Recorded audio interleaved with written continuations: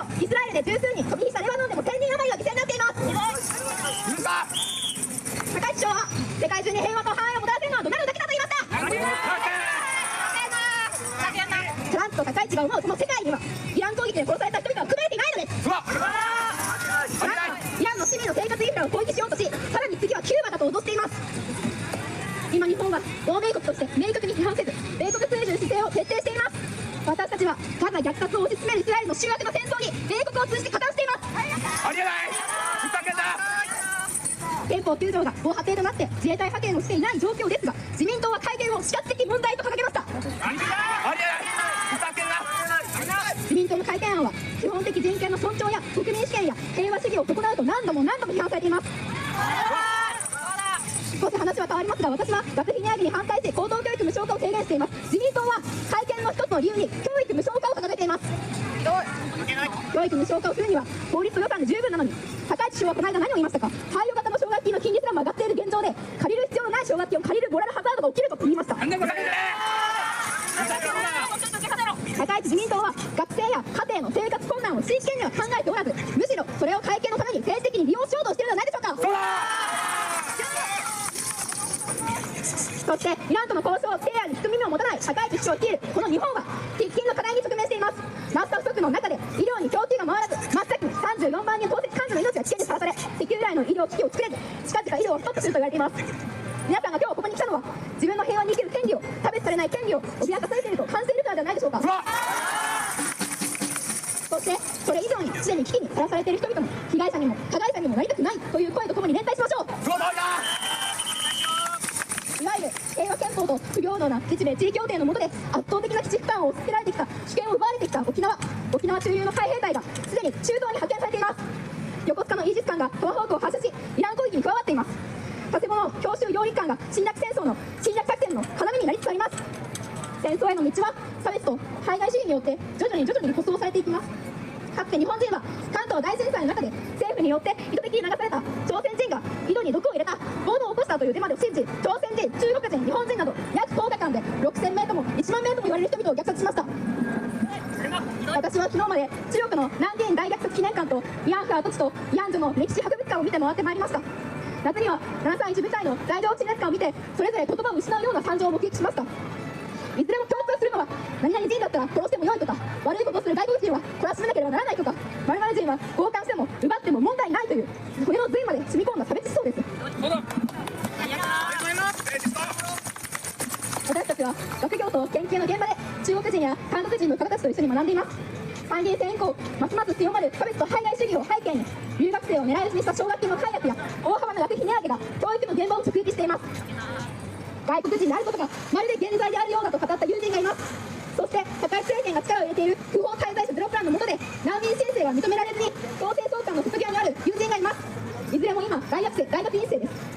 誰しもが平和に生きる権利を持っています。戦争当事国の人々も困窮している人も学生も授業のある人も近くに基地のある人も帝国の墓まで生きる人々も留学生も難民申請者もみんな平和に生きる権利を持っています。私は戦争につながる全ての差別、排外主義に抗い、そして平和に生きる権利、差別されない権利を脅かされている全ての人々と、そして皆さんと連帯します。ありがとうございます。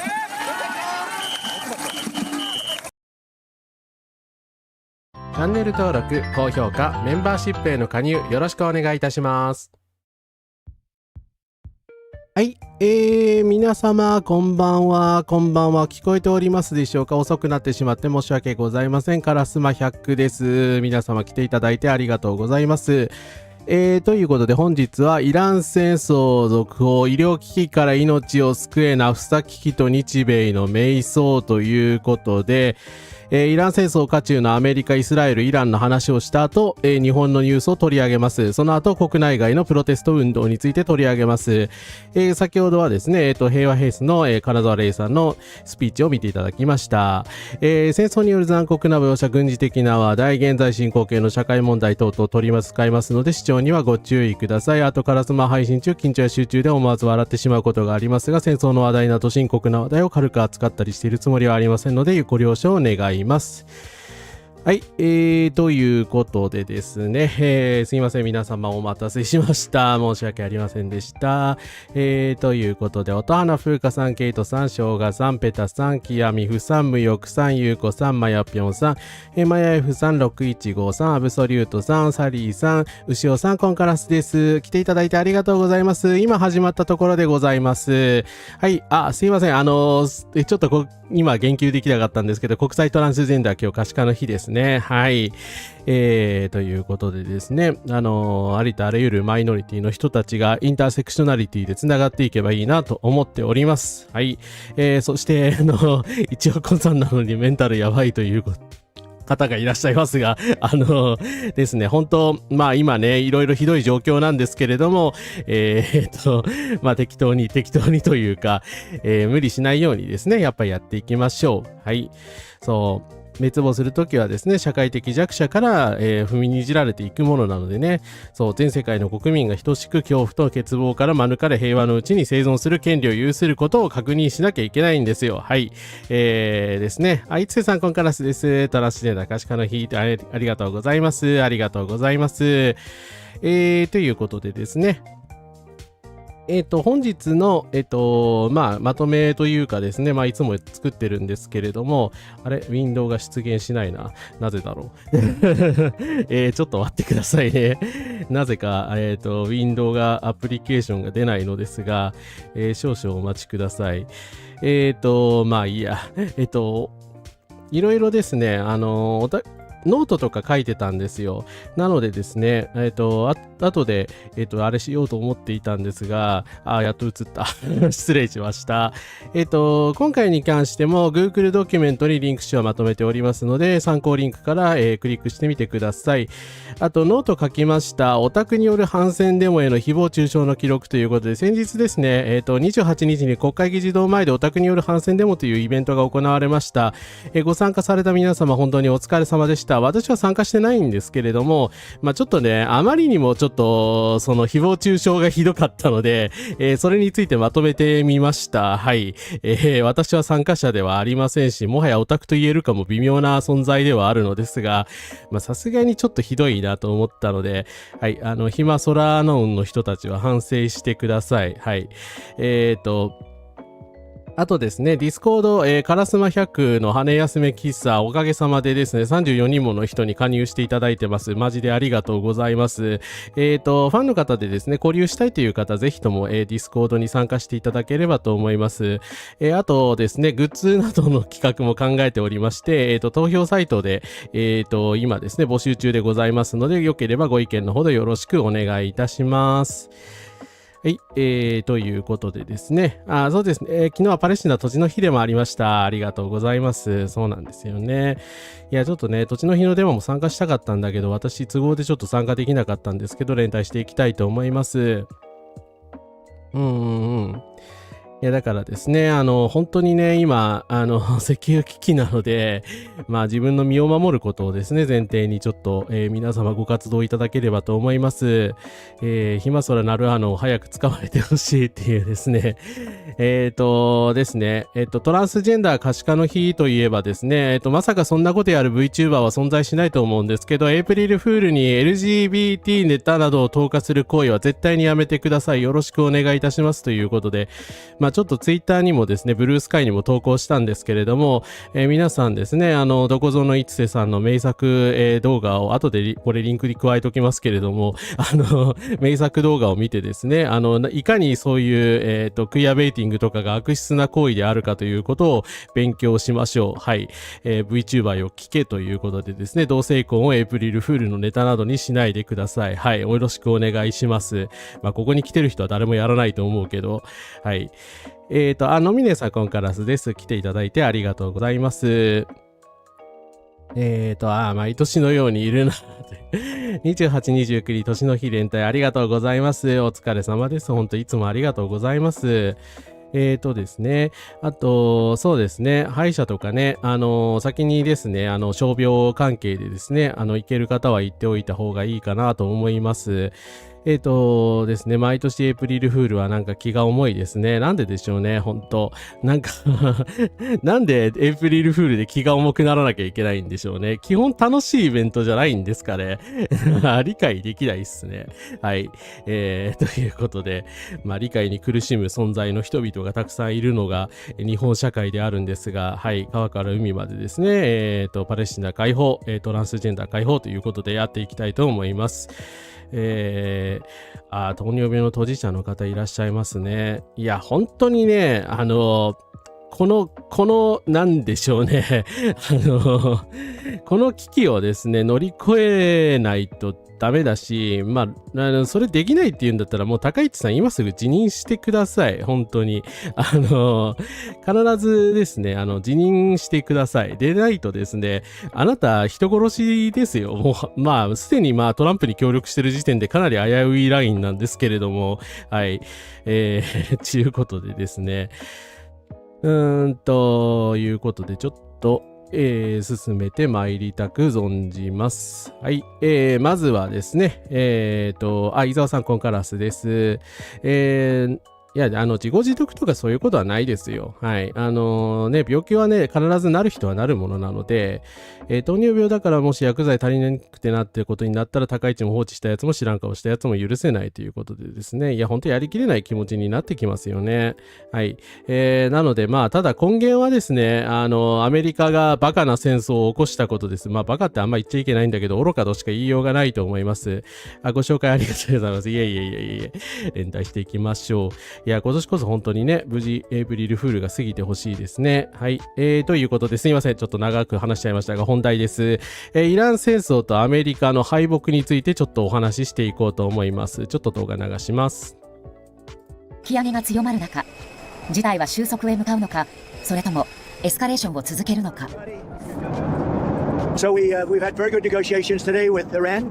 getting a lot of the things that they should have given us a long time ago. But we've had regime change. You look already because the one regime was decimated, destroyed. They're all dead. The next regime is mostly dead. And the third regime, we're dealing with different people than anybody's dealt with before. It's a whole different group of people. So I would consider that regime change. And frankly, they've been very reasonable. So I think we've had regime change. You can't do much better than that. イラン指導者たちの殺害を成果として誇示しつつ、交渉が進んでいるような話ぶりです。ただ、この少し前、フィナンシャルタイムズとのインタビューでは、露骨に石油を奪うとも強調しました。一番望んでいるのはイランの石油を奪うことだ。カーグ島を占領するかもしれないし、しないかもしれない。我々には多くの選択肢がある。占領は我々がしばらくとどまらなければならないことを意味するだろう。カーグ島はイランの石油輸出の 90% を処理する最重要拠点です。さらに、かねてより言われている地上部隊による濃縮ウランの回収作戦について、ウォール・ストリート・ジャーナルは当局者の話として、イランの核兵器製造を阻止するという目標の達成に役立つ可能性があるため、大統領はおおむねこの案に前向きだと伝えています。イランもこれを黙って見ているわけではありません。サウジアラビアの空軍基地を捉えた衛星写真、黒煙が上がっているのがわかります。CNN はイランによる攻撃でアメリカ空軍の早期警戒管制機1機が破壊されたと報じました。はい、ということで、トランプのせいでどんどん泥沼化しているイラン戦争なんですが、全く収束の気配がないですね。イラン、カーグ島の占領を検討する石油を奪いたいということで、今言ってましたけれども、もう強盗ですよね、これ。大統領のセリフじゃないでしょ。ただの銀行強盗みたいなことを言ってるわけですが、ただですね、30日はややこういう強気の発言をしてたんですけど、今日になるとですね、急になんか態度が軟化して、ホルムズ海峡を封鎖されたままで終了する感じになるというようなことを言い出しました。ドナルド・トランプ自称米国大統領がホルムズ海峡が事実上閉鎖された状態のままであってもイランに対する軍事作戦を終了する用意があるという立場を明らかにしたと。WSJ は同日内情に精通した複数の消息筋を引用し、トランプ大統領がイラン戦争の早期終結の意向を補佐人に伝えたと報じた。これに対して、イランによるホルムズ海峡への強力な統制権が延長され、再開放の課題を後回しにする結果を招く可能性が高いと解説したと。トランプ大統領と参謀らはホルムズ海峡を強制的に開放する軍事作戦が行われる場合、予定された4、6週の期限を超えて長期化してしまうので、もうダメだと、諦めるしかねえみたいな、感じになっているそうでございます。まあ写真がね、なんか哀愁が漂っているんですが、いやー、なんて無責任なやつ。自分で勝手に攻め込んで、自分でイランの閉鎖を招いてイランのホルムズ海峡閉鎖を招いておいてですね、あとは勝手にしろと言って、まあ自分たちだけ撤退すると言い出しているという。もう、なんか、もうほんとただの強盗ですよね、これ。あとはもう俺逮捕されるないから好きにしてね、みたいな。買ってね、みたいな感じで、勝手にしてね、みたいな、感じでございますね。はい。いやー、ひどすぎる。まあ、イランはごっつぁんですという感じで、一石3億円超の通行料を取ることを検討しているそうでございます。いやー、とんでもない話になってきた。一応です、言っておきます。公平のために言っておきますけど、イランのこの行為は間違いなく国際法違反です。勝手に通行料を取る権限はイランにもないはずなので、しかしですね、まあ、トランプさんが、こういった戦争を仕掛けたことで、こういった防衛反応をですね、招いて、既成事実化しようとしているというような流れですね。はい。っていうことで、もう何言ってんだこいつ。いや、ひどすぎる。国際指名手配しろ。何が交渉だと。まあでも世の中石油に依存しすぎですよね、本当に。イランがこの最終手段を使えたのもね、結局石油依存の世の中だっていうことを分かってたからですからね。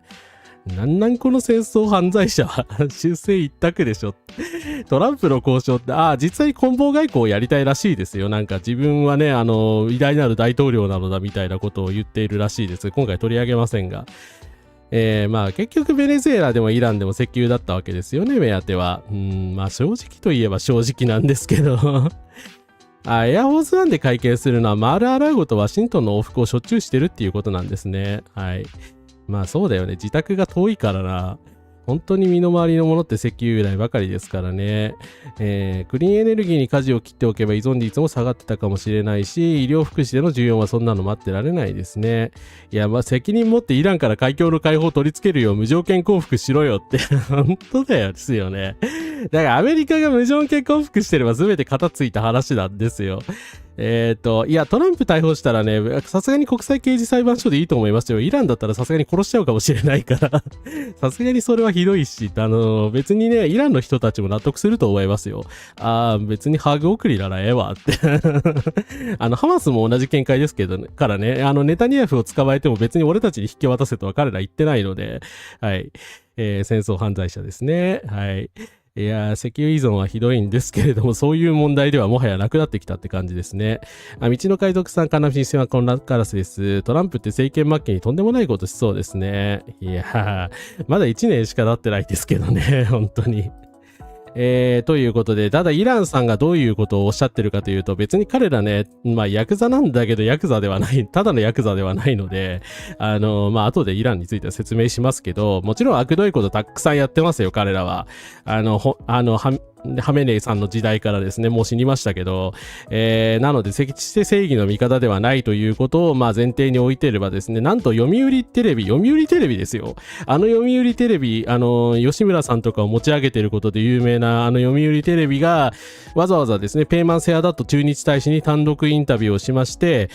高市首相は加担しない姿勢を乱したことで、私どもは評価しておりますと、日本のような友好国はその他の国々は連携を取りながらホルムズ海峡を通れるよう、通過させるようですね、調整を私どもはしておりますと。イランが海峡を戦場に変えたのではなく、アメリカが勝手に戦場にしたんですと。いや、まあそれはそうですよね。はい。なのでですね、イランはアメリカじゃない日本を通してくれる気は満々なので、まあちゃんと交渉してくださいなというような話をされておられます。まあそれはそうですよね。通行料取ってくれればね、その方がいいに決まってますから。私は一般論を話しており、必ずしも日本に特化しておりません。しかし日本のような友好国や、日本のような友好国ってちゃんとこれ名指しで書いてくれてるんですよね。これ原文英語なんですけど、他の国々はホルムズ海峡の通行を調整しております。このは単に現在の状況が戦場であるという事実による調整の問題であるイーロンの望みによるものではなく、アメリカ人がそれを勝手に戦場に変えたことであります。高市早苗首相様が、憲法上可能なことを不可能なことを述べることで非常に重要な点を指摘したと思います。そして彼女はそのメッセージをアメリカ側が適切に受け止められるような形で送ったと評価しておりますということで、憲法9条を評価してるぞって、だからね、日本はいつでも言ってくれればですね、海峡を通しますよという、ただですね、イランが言ってくれたからといって、海峡を通れるとは限らないので、まあ、その話は後でしますけれども、はい、なんでこれで交渉しに行かないの？日本政府は。もう訳がわからないんだけど、でですね、まあ、アメリカべったりの中東諸国は何を言われているかというと、イラン攻撃の戦費負担を全部やると言われているそうです。自国にアメリカの軍事基地があるにもかかわらず、相談もなく勝手に敵対国に対して戦争を仕掛けられ、本土を狙うカウンター攻撃も守ってもらえず、海峡を止められて石油出荷ができなくなり、挙句の果てにはなぜか戦費を請求されるアラブ諸国。これがアメリカと同盟を組み、基地を提供すれば守ってもらえると思い込んでいる同盟国の末路である。GCC諸国はこの一件で安全保障面の多角化、すでにサウジはパキスタンと相互防衛協定を組んでいるをさらに進めるんじゃないだろうか。アジアの日米同盟にとっても示唆深い話であるということで、いやー、ほんとね、まあ、イランも大概悪どいんですけども、まあ、アメリカがそれ以上にクズなので、もうアメリカを無視してですね、イランと交渉すべきだということで、世界中が傾いているというような、状況ですね。まあ、イスラエルが狙ったようにアラブ諸国がですね、もちろん彼らはイランと仲悪いんですけど、基本的にはね、親米なので、なんですけれども、一緒に戦ってくれるという期待は、まあ、泡となくなったかなという感じでございます。はい。枝豆かけて連合さん、コンカラスです。お名前変わりましたね。アメリカは産油国だから、オルムズ海峡がどうだろうと関係ないのだということで、そうなんですよね。だから自分たちが良ければそれでいいんですよ、あいつら。自分たちは産油国だから困んねえから、イランと交渉する必要ないから、こういうことをしてるんですよね。だけど日本は困るんですよ。本当に。戦争犯罪者と暴君を捕まえて社会正義が生きていることを証明してほしい。いや、だからハメネイさんだって本当はね、国際刑事裁判所に呼ばなきゃいけない人だったんですよ。即座に逮捕することはできないですけどね。できないはずけど、だからね、せめて証言させてから死んでほしかったっていう感じですよね。だからイランがこんなに助け舟出してんのになんで交渉しに行かないのかっていう話ですよね。いや、本当憲法9条が日本を守ってくれてましたね。本当に。全然お腹畑ではなかった。高市さんはライフとして何を言ったのでしょうか。いや、ほんとね、日本これ以上何もしなかったら敵とみなされると思いますよ、下手すると。まあ、その話は後でしますけど。本当に米帝と話しても無駄だし、イランと交渉すべきです。ヤクザに守ってもらうつもりで骨まで喋られているという。米軍基地使わせないようにした方がいいんじゃないですか。いやー、受けますね。日本での首相がそんなこと言ったらすごいですね。一発でクビになるような気がするけど。はい。あんたたちに沖縄の基地とか使わせないからねって、いやー、でも私が死ぬまでにそういう首相出てほしいな。はい。そしてですね、まあ、なんでこんな風に、ずさんな計画でイランを侵攻するという世紀の愚行に出たのかということなんですけど、まあ、やっぱりネタニヤフのせいだったのではないかという話を、これ、ちょっと注意なんですけど、イスラエルの N12 ってですね、めちゃくちゃ保守寄りのウェブサイトで、ただ政権寄りのですね、もういつもネタニヤフさんを持ち上げてるような人たちが、イランにおけるモサドの秘密計画が中止されたという記事を出しています。本当かどうかわかんないんですが、全部モサドが悪いみたいなことを言ってるんですね。ネタニヤフ首相は上層部の排除と、イラン国内のクルド人の人たちの武装蜂起が恐怖の壁を突破し、ハメネイの統治の内部崩壊につながるというモサドの評価に基づいたこの動きを温かく受け入れた。モサドのプレゼンテーションに直面し、情報当局がこの計画を想像上のものであり成功の可能性は低いと定義したとき、イスラエルの諜報機関内にも深い溝が生じていた。この作戦はクルド人との関係を明らかにし、イランからの高いリスクと圧力を理由にトランプ大統領が計画に拒否権を発動するに至った国際メディアへの漏洩を受けて最終的に中止されたと。いうことでですね、まあ、かいつまんで話すと、イランのですね、にいらっしゃるクルド系の人たち、まあ、反ハメネイなので、彼らの武装蜂起を狙っていたそうなんですね、本気で。なんか本気でそういうことを企んでいろいろ工作をしていたらしいんですけど、まあ、ロイター通信とかのね、外部リークでバレてしまって、まあ、クルドの人たちが大反発して、イスラエルに利用されてたまるかみたいなことを、まあ、当然だと思いますけれども、言ってしまったので、まあ、見事失敗したというですねモサドって全然大したことなくないみたいなですね、最強伝説は何だったんだというような、まあちょっとひどい話が出ております。まあ原因がどうであれですね、こんなヨタ話を信じたやつが悪いですよね。はい。まあこんなヨタ話を信じてしまうのはなぜかといえば、トランプ大統領の当局者に対する戦争に対するですね、説明が漏洩ということで、これもですね、これはアメリカの NBC ニュースというところに、リークされた、NBC ニュースってまあ日テレとかと提携してるとこなんですけれども、リークされた内容を、デイリービーストというこれタブロイド紙なんです。まあ、夕刊富士みたいな雑誌なんですが、あんまり信憑性は高くないんだけど、まあ、NBC がね、ソースなんで事実だと思います。ドナルド・トランプ大統領の側近らがアメリカ・イスラエル対イラン戦争の最前線での勝利を示す2分間のハイライト映像を使って大統領に説明していると、米当局者が NBC ニュースに語ったと。いやまあこれ意味がわからなかったんですけど、デイリービーストの記事によりますとですね、まあトランプはなんでこの対イラン作戦が、こんなうまくいかないのか理解できないのかっていう、まあ、話じゃないですか。まあやっぱりねトランプは軍事作戦とかに疎いんだなっていう、私たちがですねそういうふうに思っちゃうわけですけど、なんかアメリカの人たちはホワイトハウスの人たちはですね、映像には、戦争で物が爆発する様子などをまとめた2分間程度のクリップを、いちいち編集してですね、トランプに毎日ブリーフィングでお見せしているそうでございます。で、トランプはそれを見て、ビデオモンタージュの映像を見て、イランでの作戦はうまくいってるんだなというふうに、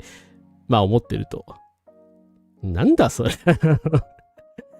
ホワイトハウスがなんかツイッターでなんだ、どこでも一緒みたいなわけのわからん映像を流してるの、あれトランプのためだったのかよっていう、まあ、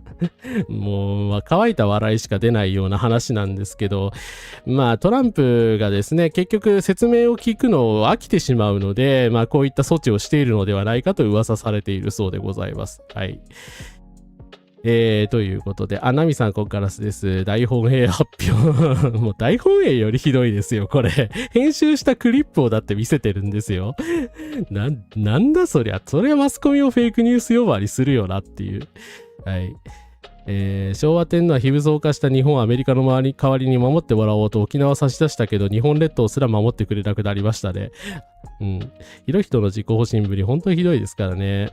いやまあガザ虐殺を始めた時からイスラエルはアメリカを戦争に引きずり込もうとしてこういう工作をしてたんでしょうね。はい。まあ見事失敗したわけですけど。ブルシットジョブとはまさにこのことだ。トランプを引きずり落とせばそんな面倒な手はなくなるよ。サーズセンさんここからしてギャグ漫画みたいですよね。本当に。これ。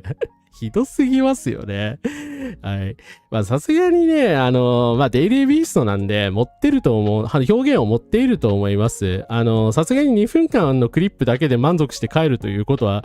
まあさすがにしていないだろうと思いたいんですけど、まあ NBC にまあリークした当局者はですね、おそらくトランプの最近のあまりのひどさを見るに見かねてリークした人だと思うので、まあホワイトハウス報道官のキャロライン・リービットはトランプ大統領はちゃんと全員の意見を積極的に求めていることを知っており、最高顧問全員に心からの誠実さを、発揮しているなどと、まあ、嘘800を言っているんですが、誰も信じないと思います。はい。ということでですね。キノリオさん、アーコンカラスです。この大統領自分で新聞とか読まんのって。いや、だから、新聞、これを見た後で新聞読んでるからフェイクニュースだって思ってるんですよ、多分。周りの人たちの言うことの方を信じてるから。まあさすがにデイリービーストが盛りまくってると思いたいですけどね。どうなんでしょうね、これ。でも NBC に行った人だからそれは事実だと思うんだよな。ディストピア小説よりひどいわ。超大国のトップが荒れすぎて歴史上の防空暗空もこんなんだったんだろうなっていうですね。はい。で、これは本当笑えない話なんですが、米軍が新型ミサイルプリズムを初日に使用しており、ミラブの小学生とは別ですよ。小学生ら21人が巻き込まれ、死亡じゃなくてこれ殺害でしょって話なんですけど、殺害されたという疑惑がまた出てきました。米紙ニューヨークタイムズは29日、米軍が対イラン軍事作戦で試作機の試験を昨年終えたばかりの新型の地対地ミサイルプリズムというものを使用し、攻撃に巻き込まれた小学生21人が死亡したと、哀悼の意を表します。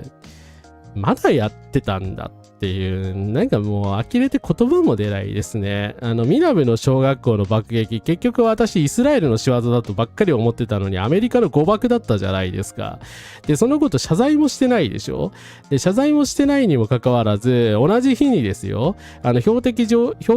空で爆発して攻撃するなんか兵器をですね、自慢げに使ったら弾痕が広範囲に散乱して、人々を巻き込みまくったという、民間人をまだ無差別殺傷したわけですね。テロリストですよね。ずっとイスラエルのことテロ国家だって言ってましたけども、これはテロだと思います。はい。いや、ほんとね、見出しの書き方考えてくださいよ。読売しかでちゃんと報じてなかったから読売出しましたけれども、もう読売も CNN もひどいですよね。死亡って書かないでください。殺人でしょ。殺人。はい。そうですね。関心なき王はアン君ですね。この前の免言配信でも言いましたけど。そしてですね、そんな感じなんですけれども、追い詰められたマイク・ペンスさんという人が何を言ってるかというと、イランでの仕事を終わらせてやる。トランプが最もすべきでないことはイラン戦争を時期尚早に終わらせることであると言って、なんだっけ、ウォールストリートジャーナルもね、ワシントンポストとたまに被るんだけど、ウォールストリートジャーナルも同じことを言ってるんですけれども、なんとですね、戦争を続けろと言い出しました。お前第一期でトランプにどんな目にあったか覚えてないの？マイク・ペンス。いや、元副大統領なんですけど、トランプにね、公主代行けみたいなこと言われた人なんですよ。仲悪くて。はい。だからあの時は結構世界から同情されてたのに、結局これかよっていう感じなんですけど、アメリカのネオコンらしいといえばなおしいですよね。ウォールストリートジャーナルやペンス元副大統領は、トランプ政権がイランに対する現在の軍事作戦を中途半端に終わらせるのは最悪だと言っている。具体的にはイランの核能力、ミサイル、海軍力、代理勢力支援を徹底的に破壊し、体制崩壊や根本的な脅威除去まで、仕事を完遂せよというふうに言っていると。しかしイランは広大で人口が多く、地上侵攻なしに完全勝利は難しい。強硬派の完遂は感情的に魅力には聞こえるが、往々にして目標膨張を招き長期戦争になりやすいという、当たり前の話だと思いますが、トランプ大統領自身が、永久の戦争に反対するみたいなことをずっと言ってたわけですよね。何言ってんのこいつら。イランの人たち皆殺しにするまでやめない気なのっていう。ここまで言うと本当イスラエルと変わんないですよね。後でイスラエルのことも言いますけど、はい。いや、ほんとならず者国家そのものですよ。何言ってんのって自分たちが仕掛けた戦争でやめられないとかさ、ウォールストリートジャーナルも腐ってますよね。なんでここで政権の味方すんのっていう。どういう利権とかが絡んでんだか知らないけど、基本的に金持ちの味方する新聞なんですけど、なんでこんな強硬派なんだっていきなりなんかそんな産経新聞みたいなこと言い出しても困惑するんですけどね。はい。いやー、ほんとありえないですね。漫画でもいないレベルの悪党ぶりですよ。トランプもその周りの人たちもだけど。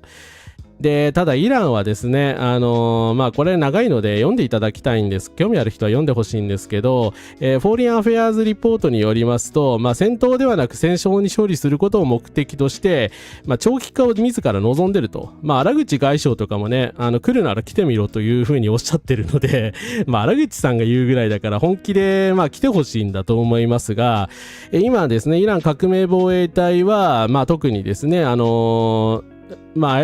メネイさんの復讐も兼ねてですね、アメリカが地上侵攻してきたら徹底的にやってやると、ズタボロにしてやっから覚悟しろみたいなことを言っているようです。で、長期戦になればなるほどですね、ホルムズ海峡を封鎖してるんで、イランに有利なんですよね、はっきり言って。はい。どんどん、我々にダメージを与えられるじゃないですか。それは日本はひどい目に遭いますけれども、日本のことはね、勘弁してやっから通行料だけ払っってくれみたいなこともまあ言ってくれてるわけで、結局イランの支配下で、暮らしていくような感じになっちゃうわけですよね。だから完全にまあ作戦で勝利してるので、まあ下手するとそうなってしまうのではないかと思います。恒常的な封鎖になるっていうことですよね。で、まあイランの好きな時だけ解放できると。で、開戦直後にも書いたが、開戦初日からイランのミサイルドローン発射数が 90% 減少したという数字を、まあアメリカやイスラエルはですね、これを見て、もうイランのね、兵器はボロボロだみたいなことをですね、最近自慢げに言い出しているんですけれども、これ確実に計算された戦略なんですよね。だからドローンとミサイルを抑えてるんですよ。わざと発射しないようにしてるので、だから長期戦を見込んで、まあできるだけですね、戦闘を引き延ばすようにイランは振る舞ってるという分析ができると思います。まあその証拠ではないんですけども、イランのこれ、プロパガンダメディアなんですけど、アラビア語の、ニュースパルスによりますと、私たちはアメリカと少なくとも10年間の戦争の準備ができていると。イスラム革命防衛隊最高司令官の顧問、サンダル・ジャバリ氏はインタビューで、我々はアメリカとの10年間の、戦争に備えているぞと、変というですね、まあ革命防衛隊の偉い人はですね、10年ぐらいなら戦うつもりがあるぞと、まあこれはさすがに体現総合の類だと思いますけれども、プロパガンダメディアなんで、10年間もやんのこの戦争っていう。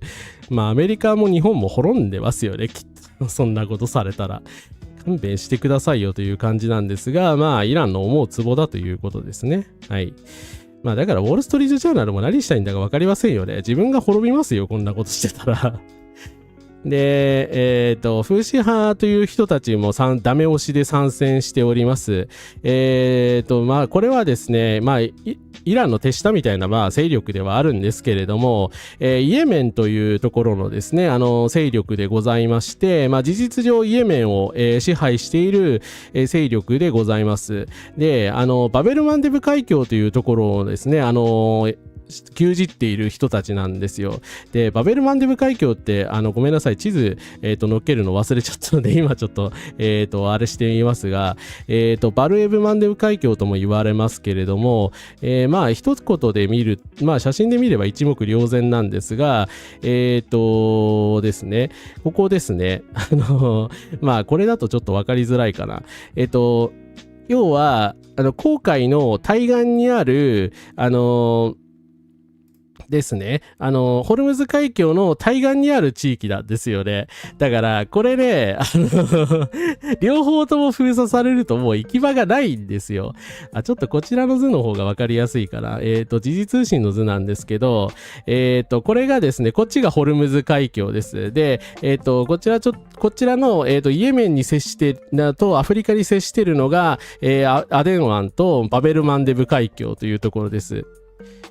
まあこれもう見れば積んでますよね。だから私たちはサウジアラビアとかから石油買ってるわけでしょ。サウジアラビアの石油を、だから今、まあ後で説明しますけど、紅海からこう、ビーッとですね、ペルシャ湾を通らない格好で、なんとか輸送してこようよみたいな計画も練られているわけですけど、イエメンの風刺派は、バベルマンデブ海峡を封鎖する能力があるというふうに豪語していまして、まあ実際封鎖したことに近いことをしたことがあるので、まあそれをやられてしまいますとですね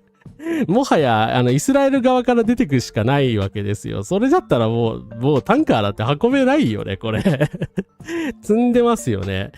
なのでですね、やっぱり世界の石油を支配する能力があるというのは体現相互ではないんですよね。だから長期戦になればなるほど、まあ、世界経済に多大なダメージを与えることができて、まあ、イランは有利になっていくというのはこれで間違いないかと思います。はい。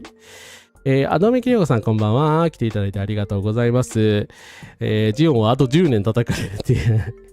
いや、ある意味ほんとジオンより恐ろしいよな。まあ確かにね、イランも怖いんですよ。怖いんだけど、まあただ交渉の余地はある勢力だから、はい。大体ルートとか先走って書いてるね、産経新聞とか人たちいますけどね、無理だと思いますよ。はい、無理です。だから風刺派が大暴れしたら封鎖されちゃうので、はい。もちろんね、イラン本家よりは弱いんですけれども、はい。ですね。まあ、で、現地の戦況がですね、なんでこの人が出てくるのか後で説明しますが、ウクライナのゼレンスキー大統領によると、ロシアがサウジアラビアの米軍基地の衛星画像をイランに提供し、イランが弾道ミサイルで攻撃するというパターンがあると。米兵が負傷しただけでなく、空中給与機と、早期警戒管制機、これ後で説明しますが損傷。米本土の空軍基地にもドローン攻撃があり、イラン攻撃に向かう B52 の運用に影響。こちら中国の関与も疑われている。他にも F35、MQ9、電子戦機、防空レーダーに損害が出ているということで、もうやりたい放題だなという感じなんですけど、まあ、専門家の小谷哲夫先生です。最近テレ朝とかにもよく出られてますが、まあこれが正しいとするとね、まあ多分ね、ゼレンスキー情報なんで正しいと思うんですけど、ロシアと中国が陰でやっぱりこう協力してるんですね。だからロシアと、まあ中国がですね、これあげるよって言ってアメリカの基地の情報とか、いやちょっとさ、秘蔵なんだけどさって言って、GPS 情報とかですね、イランに流しまくってるんですよ。これは勝てないでしょ。だから情報戦だけはね、さすがにアメリカなんで、それはね、イランにやすやすと位置とかを知られるような状況では今までなかったわけですけど、まあ、もう無理っていう感じになってるわけですね。はい。ですね。もちろんアメリカ、イスラエル対イランっていうかね、もう地域戦争になってますからね、イランがやっぱり拡大したので、はい。だから、イランはもともとロシアと中国と仲良しなので、まあ、第三次世界大戦みたいになっちゃってますよね。はい。で、まあ、これ、ちょっと待ってください。こちらより、こっち先だな。これは、軍事オタクのダゴンさんという人が紹介してるんですが、双方が完全な交戦状態となり、すでにサウジ国内も攻撃対象になっている現状で、ナメプして E3 をこんな資金に配置して米軍発の AWACS 消耗、しかも地上撃破ってあまりに警戒心なさすぎて戦争下手すぎだろトランプやめたらこの戦争ということで、まあ米空軍のですね E3 というすごく大切な戦闘機がはいこのようになってしまいました。はい。まあなんか戦争をゲーム感覚で楽しんでいると言われるトランプですけども、これでどう思ったんですかね。しかもこんなとこに置いといたらしいんですよ。油断しすぎでしょ。だってイランからドローンの射程距離なんですよ、ここ。だからバーレーンのねプリンススルタン空軍基地っていうところに同盟国であることをいいことにこの飛行機を置いといたらしいんですけど、まあイランのドローンの餌食になったということで、まあおそらくロシアか中国が情報を教えたんだと思われてます。はい。でこの早期警戒管制機っていうのが先ほどから何度か出てきてますけど、なんでこんなに重要なのかというと、これレーダーなんですね。だから背中に超巨大なレーダーを背負っているなんか非常にかっこ悪い飛行機なんですが、まあそれによってミサイルとか、ドローンとかですの探知をしたり、まあ誘導したりですね、まあ場合によっては核ミサイルの誘導さえもできるということで非常に高価な飛行機だと言われております。平均値段500億円。はい。500億円。で、その500億円の飛行機をですね、破壊したのが何かと言われてると、はい、こちらの、イランのシャヘドという、ちょっと軍事の話になっちゃうんですけど、兵器だと言われております。まあ、これ、まあ、工学的傑作とか、まあ、ある意味地上最強のドローンとも言われている、まあ、別に性能が高いわけじゃないんですけど、イランのお手製ドローンでございます。で、これの何がすごいかっていうと、値段なんですね。はい。1機あたり最低金額1万ドル。安っいや、1万ドルだって高いんですけど、日本円にして150万円ですよ。150万円のドローン一発で500億円の飛行機を破壊するというですねすごいいやー、これはやってられないですよね。まあ、こういう、だから非対称戦法を仕掛けることが、まあ、イランの強みでもあるわけですけれども、まあ、150万円対500億円だったらね、そんな賭けだったら誰でもするわっていう感じだし、まあ、シャヘドは1回でまあ100発とか打ち出すので、実際にはね、まあ、1発に500万円ぐらいかかってるとも言われてるし、だったら5億円ぐらいはかかってるはずなんですけれども、まあ、話にならないよねというような感じでございます。はい。ということでですね。すいません。予備 AWACS ですね。軍事オタク、軍事知識が乏しいのがバレバレだな。ありがとうございます。AWACS っていう、早期、警戒機でございますね。はい。なので、まあ、大切なレーダーの役割をしているですね、非常に大切な機体だったんですけれども、壊れてしまいました。はい。使う側には人死にが出ないとか、電子戦闘機はそう、むちゃくちゃ高額なんですよ。500億を1万で倒せるとか、コスパが最強すぎる。150万円で500億円の損害。コストパフォーマンスは人殺しの兵器ですからね、所詮。すごいとか褒めるのは違うし、まあ、実際、シャヘドにひどい苦しみを与えられてきた国があります。はい、まあ、分かってると思いますけど、ウクライナですね。ウクライナに関しては、このように詳細なレポートを書いてまして、なぜかというと、まあ、ハメネイがロシアにこのシャヘドを融通したんですよ。まあ、結果どうなるかわかるでしょう。だからウクライナの人たちに対して破滅的な損害を与えて、まあ一時はですねロシアが勝利するのではないかっていうぐらい、まあ、追い詰められました。まあ、ゲラン2っていうふうに名前変えてたんですけれども、まあ、すぐにイラン製だというふうにバレたそうでございます。はい。まあ、その後で、まあ、ウクライナとか、まあ、アメリカ側とかイスラエルも、シャヘドのですねコピードローンを作るなど、どんだけすごいんだシャヘドっていう感じなんですけれども、まあ、とにかく安く作れるので、まあ、いろんなところでですねコピーされてるという話らしいです。で、まあ、これウクライナのレポートなんで、まあ、軍事に興味ある人は読んでほしいんですけど、これが、シャヘドの発射台でして見てる通りですね、ただの工業用トラックなんですよ。だからこれカバーとか被せると完全にただの軽トラじゃないですね。軽トラじゃなくて普通のトラックだけど、トラックと偽装できるので、まあ、こういうのがですね、ホルムズ海峡の端っこにのこのこと出てきて、まあなんかのね積み荷を持ってるもんだと思ってパカッと開くとシャヘドが6発ババババッと発射されるっていうですね、まあこんなの避けられるわけないですね。だからでですね、自衛隊がこういうところに行くのはまあ死にに行くようなものだと私は思います。はい。避けられるわけないでしょ。まあだし、多分アメリカ軍もシャヘドがですね10発とか100発とかこれから発射されたら、まあウクライナと同じようにですね大変な損害を被るのではないかと思います。はい。そうですね。いや兵士はもうね AWACS はまあ死ぬほど気を使ってメンテナンスしてただろうにですね、まあシャヘド一発で壊されてしまうという岐阜基地航空祭で赤外線ミサイルの値段を聞いたら一発4000万円。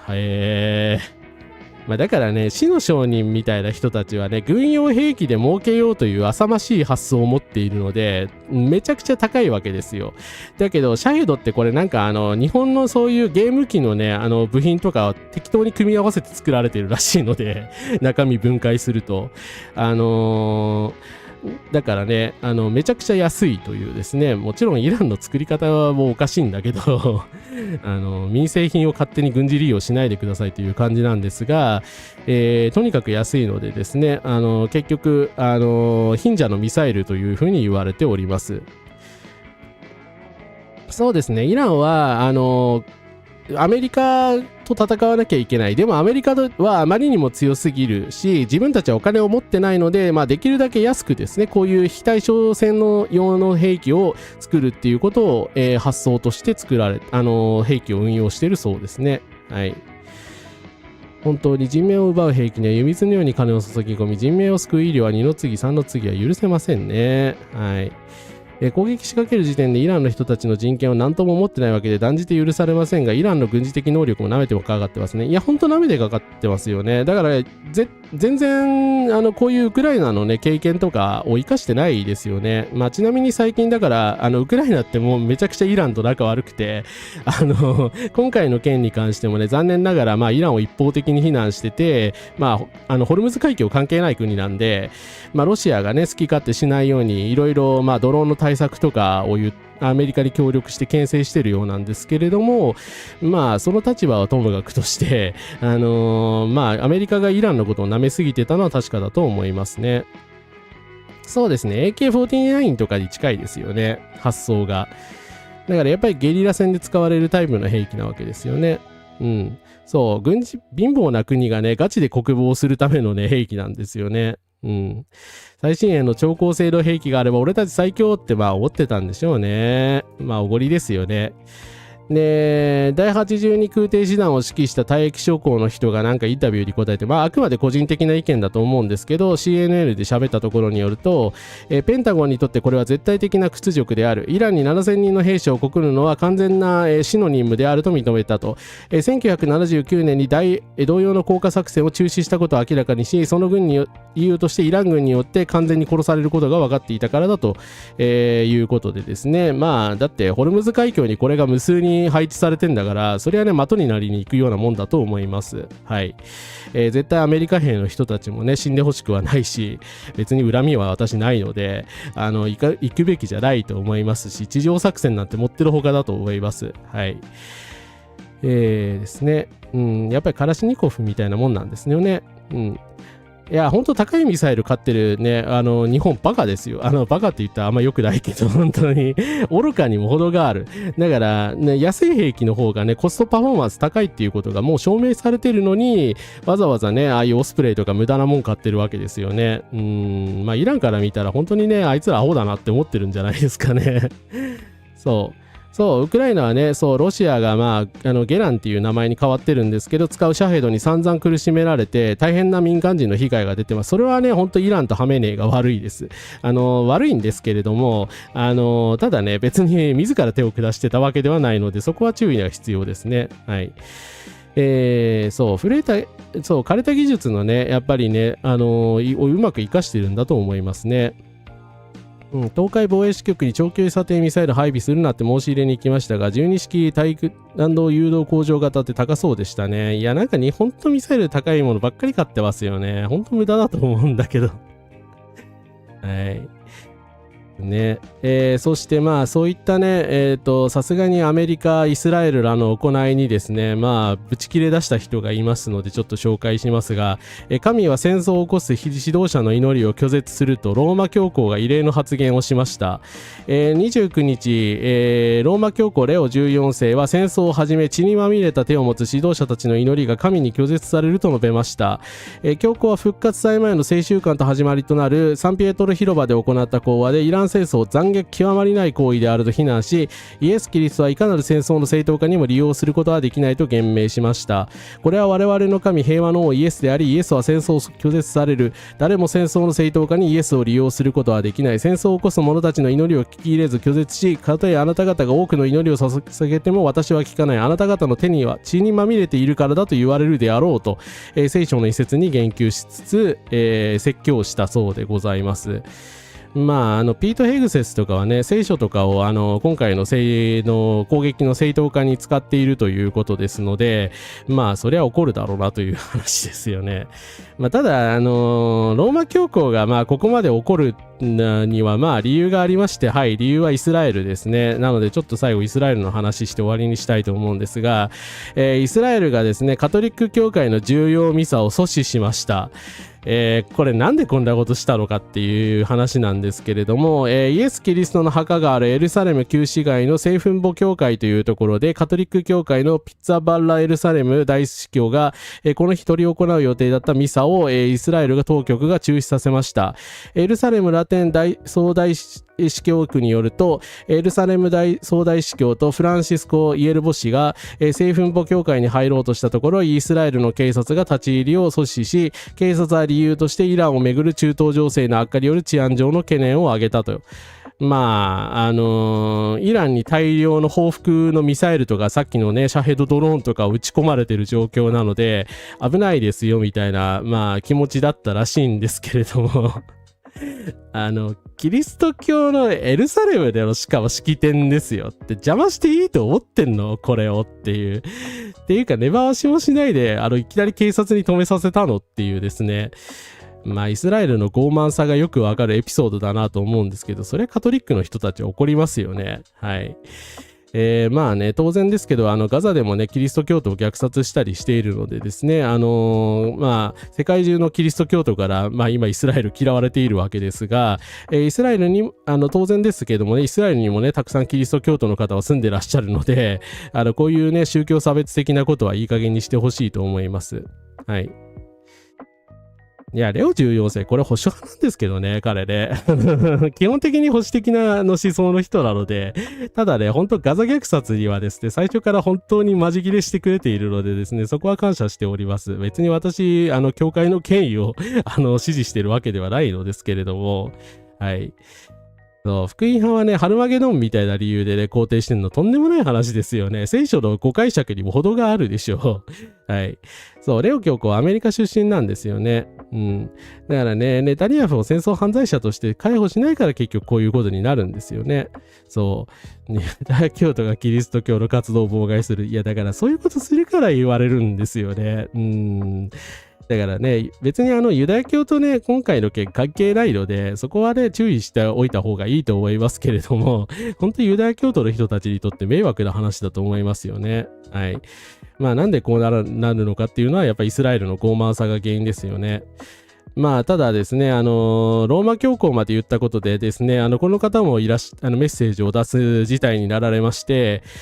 私は心から教皇レオ新政府が、ミサの際に発した力強い平和への訴えを支持します。彼の武器を捨て、暴力の放棄を求める呼びかけは私の心にも深く響きました。それはあらゆる主要な宗教が教える本質そのものを語っているからです。確かにキリスト教、仏教、イスラム教、ヒンドゥー教、ユダヤ教、あるいは世界の偉大な精神的伝統のいずれを見ても、メッセージの本質は根本的に同じです。愛、慈悲、寛容、そして自己規律です。これらの教えのいずれにも暴力は真の居場所を見つけていません。歴史は何度も私たちに示してきましたが、暴力はさらなる暴力を生むだけでなり、決して平和の持続的な基盤とはならないのですと。中東で見られる紛争やロシアやウクライナの間の紛争を含む持続的な紛争解決は対話、外交、そして相互尊重に根ざさねばなりません。私は暴力と紛争が間もなく終わることを強く求め祈っております。ダライラマ。ということで、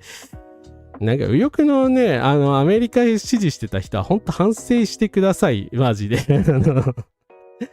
まあ、かなり異例のメッセージですよね。私、ダライラマさんがなんかここまで政治的なタイミングで言うの、あんまり見た記憶がないんですけど、すいません、不勉強なので、もうちょっと言ってるかもしんないけど、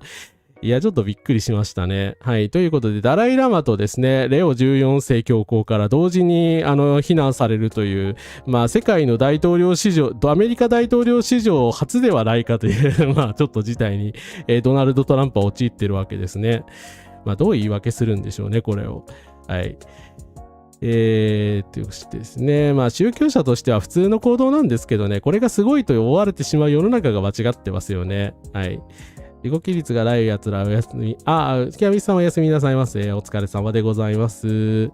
ちょっともうちょっとでまあイスラエルの章あるんですけど、まあ最後にですねそう、このままだとね、餓死者とかね、死亡者がどんどん世界に広がっていくのでですね、まあダライラマがメッセージを出すのは当然のことじゃないかと思います。アラズさん、ここからです。ネトウヨが中国叩きのためだけに大好きな名前だなって。いや、だから世界平和を求めてる方だってこと分かってるっていう感じですよね。はい。ということでですね。ロシアシオニズムの想像力、私も読みたいけど読んでないな。高いんですよね。はい、ありがとうございます。ちょっとすみません、衝撃的な最後ニュースに行くんですけど、まあ、このような訴えに対しイスラエルがどう対応したかというと、はい、イスラエルの国会クネセットがパレスチナ人非拘束者に対する死刑執行法を可決しました。公主刑だそうです。これどういう意味かというと、別に今まで死刑になったことないのっていう風に思われる方いるかもしれないんですけど、なりません。イスラエルでは事実上死刑廃止してまして、まあ、最後に死刑になったのは、アドルフ・アイヒマンという人だけです。はい。彼以来ですね、イスラエルはですね、死刑を廃止してるんですよ。なんですが、その死刑を復活させると。で、パレスチナ人に対してのみ、死刑を執行する。で、軍事裁判所を通じて適用され、これは 96% で有罪率であり、イスラエル人には適用されない。いやー、ナチじゃん。なんで、アイヒマンのことから、アイヒマン裁判から何を見てきたんですか、この人たちは。自分で裁いてたよね。凡庸な悪だって言って。いやー、ほんと信じられないですね。50年経って全部忘れちゃったんですかね。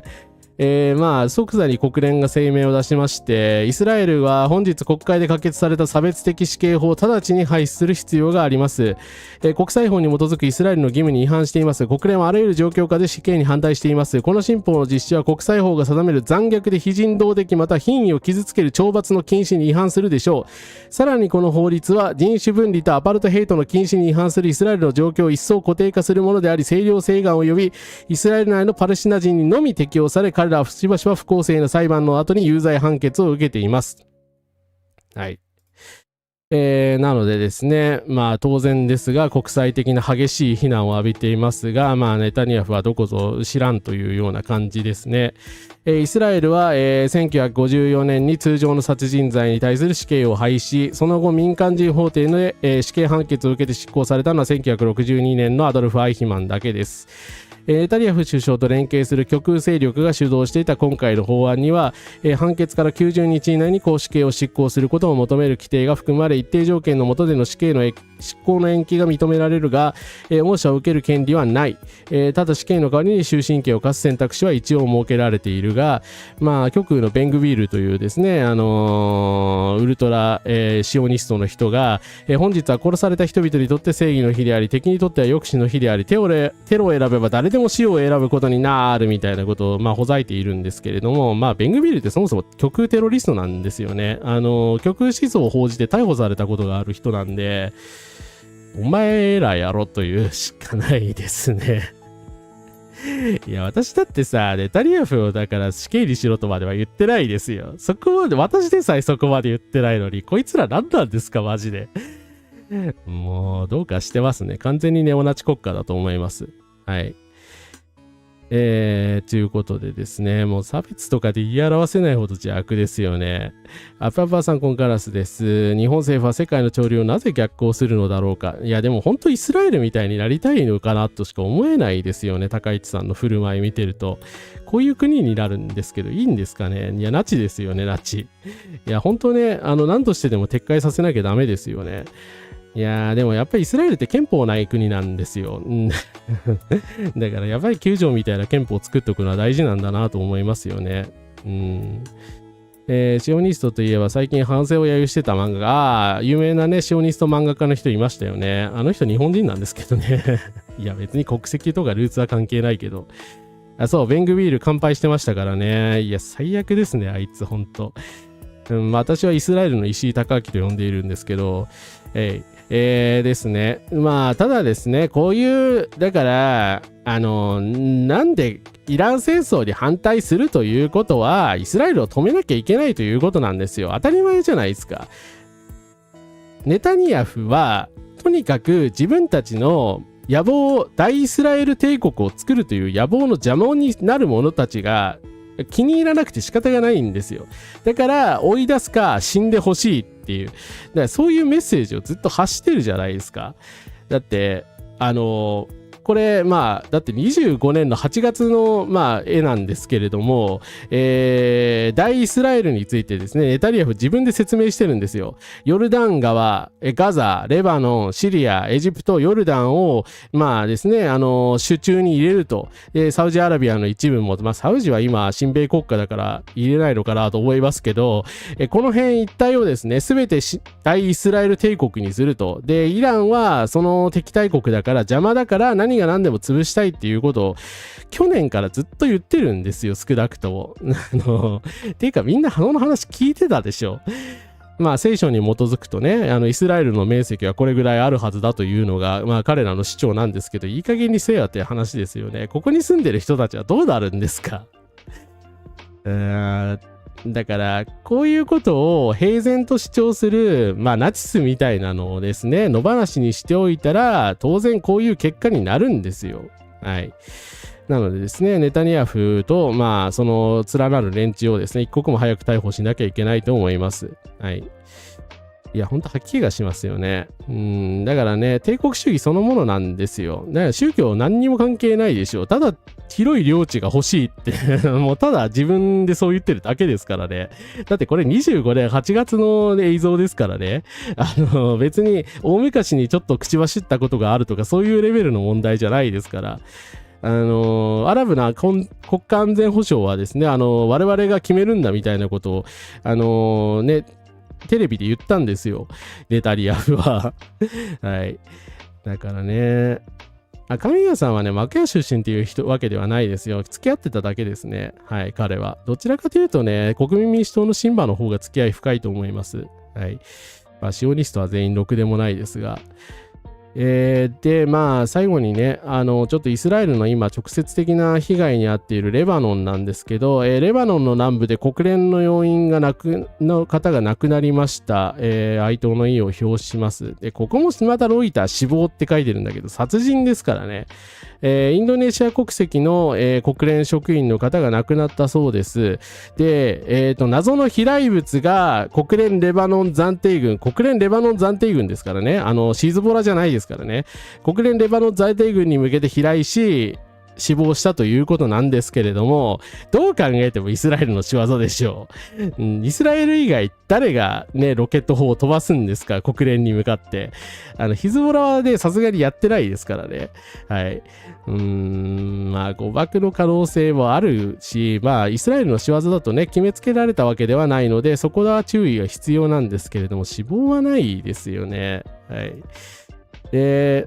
フォロワーがたくさん増えました。レバノンについて共有したいと思います。私の故郷は間もなくイスラエルによって侵略されることになるでしょう。ただ明らかには彼らの約束の地だとか彼らが何を言おうとどうでもいいです。私の両親はもう希望を失っています。自分の国が50年以上も爆撃され植民地化するのを見ています。母はレバノンが戦争中だった時5歳で今は55歳ですがまだそれが続いています。すべてが彼らにとってトラウマです。私もそうで、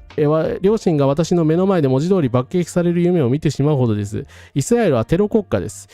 そして私はそれに対して何もできてない気がしてリツイートするツイートを共有するだけです。子供たち、家族たちが北部に強制されて送還されています。イスラエルが南部は自分たちのものだと信じているからでしょうか。皆さん、レバノンを祈りの中に置いておいてください。どんな宗教を信じていても関係ありません。私たちの国のために祈り続けてください。もちろんパレスチナのことも話し続けてください。川から海までパレスチナとレバノンは自由になるでしょう。はい。ということでですね、イスラエル、アメリカ、そしてイランの話でした。イランは正義の味方じゃないですよ。今回の戦争をきっかけにですね、なんとかしてそのホルムズ海峡の権益を確立しようとしているの、それは事実だと思います。それは事実だと思いますけれども、元はといえば、イスラエルのこのようなですね、植民地主義的な傲慢なですね、大イスラエル構想というのが元で、レバノン、パレスチナ、そして、イランがターゲットになったわけですよね。はい。だからね、その流れをやっぱり理解してないと、なんかどっちもどっちだみたいなことを見方をしてる人が結構いるんですけれども、全くそんなことはないですね。はい。中東戦争の時代からイスラエルがまず侵略を仕掛けてるんですよ。自分の領土拡大のために。だから本当はこれだけの領土が欲しいんですよ、イスラエルは。だって自分で公言してたからそうでしょ。はい。と思いますけどね。これで何人目なんでしょうね。いや、本当で国連職員の人とかね、国境なきジャーナリストの人を殺しまくってますからね。もちろんパレスチナ人ジャーナリストの人はもっと殺してますけど。いや、ほんと19世紀みたいな価値観で生きてますよね。みんな、200年前とかに戻ってくれればいいのに。トランプもそうだけど。だから領土拡張したいって言って拡張できたら世話ないっちゅうの。国際法って知ってますって、国境ってわかりますっていう。だから国境だってね、いつかなくなればいいってジョン・レノンとかは言ってましたけれども、そういう次元の話してないじゃないですか、この人たちは。だからほんと中世の帝国みたいなね、発想で動いてますよね。はい。イスラエル前にポケベルに爆薬仕込んで市民を攻撃してました。はい。それもレバノンですね。はい。イスラエル軍って今外国人比率が高まっているそうです。食い詰めた人たちをかき集めているそうです。なるほど。イスラエルの弱点ってね、最大の弱点ってね、人口なんですよ。少ないので彼ら。少数派なので、その自覚があるからああいう感じなわけですけれども、正直ね、今兵役拒否も流行してるし、だんだんね、兵士になる人がいなくなるんじゃないかと思いますよ。こんなことしてたら。だからね、彼らのやっぱり持続可能性を断つっていうかですね、持続不可能にするっていうなコストを与えるっていうのが我々にできることかなと思います。もちろん攻撃していいとは思いませんけどね。はい。軍事的にはね。いや、ほんと土星とかで言ってほしい。国際法に縛られない地球に禁にしてくれというですね。いや、ほんとレバノンとパレスチナの人たちに少しでも平和が訪れればいいと思います。はい。ということで、アメリカ、イスラエル等の話でした。すいません。また結構長くなっちゃいましたが、ちょっとお水飲ませてください。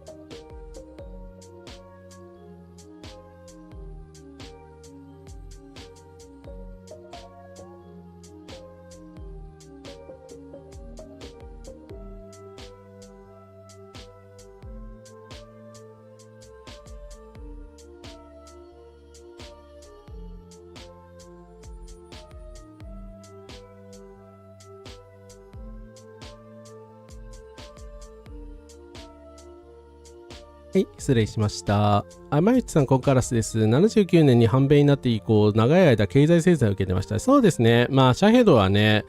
恐ろしい兵器ではあります。恐ろしい兵器だし、あれを使うことはもちろん肯定できないですけれども、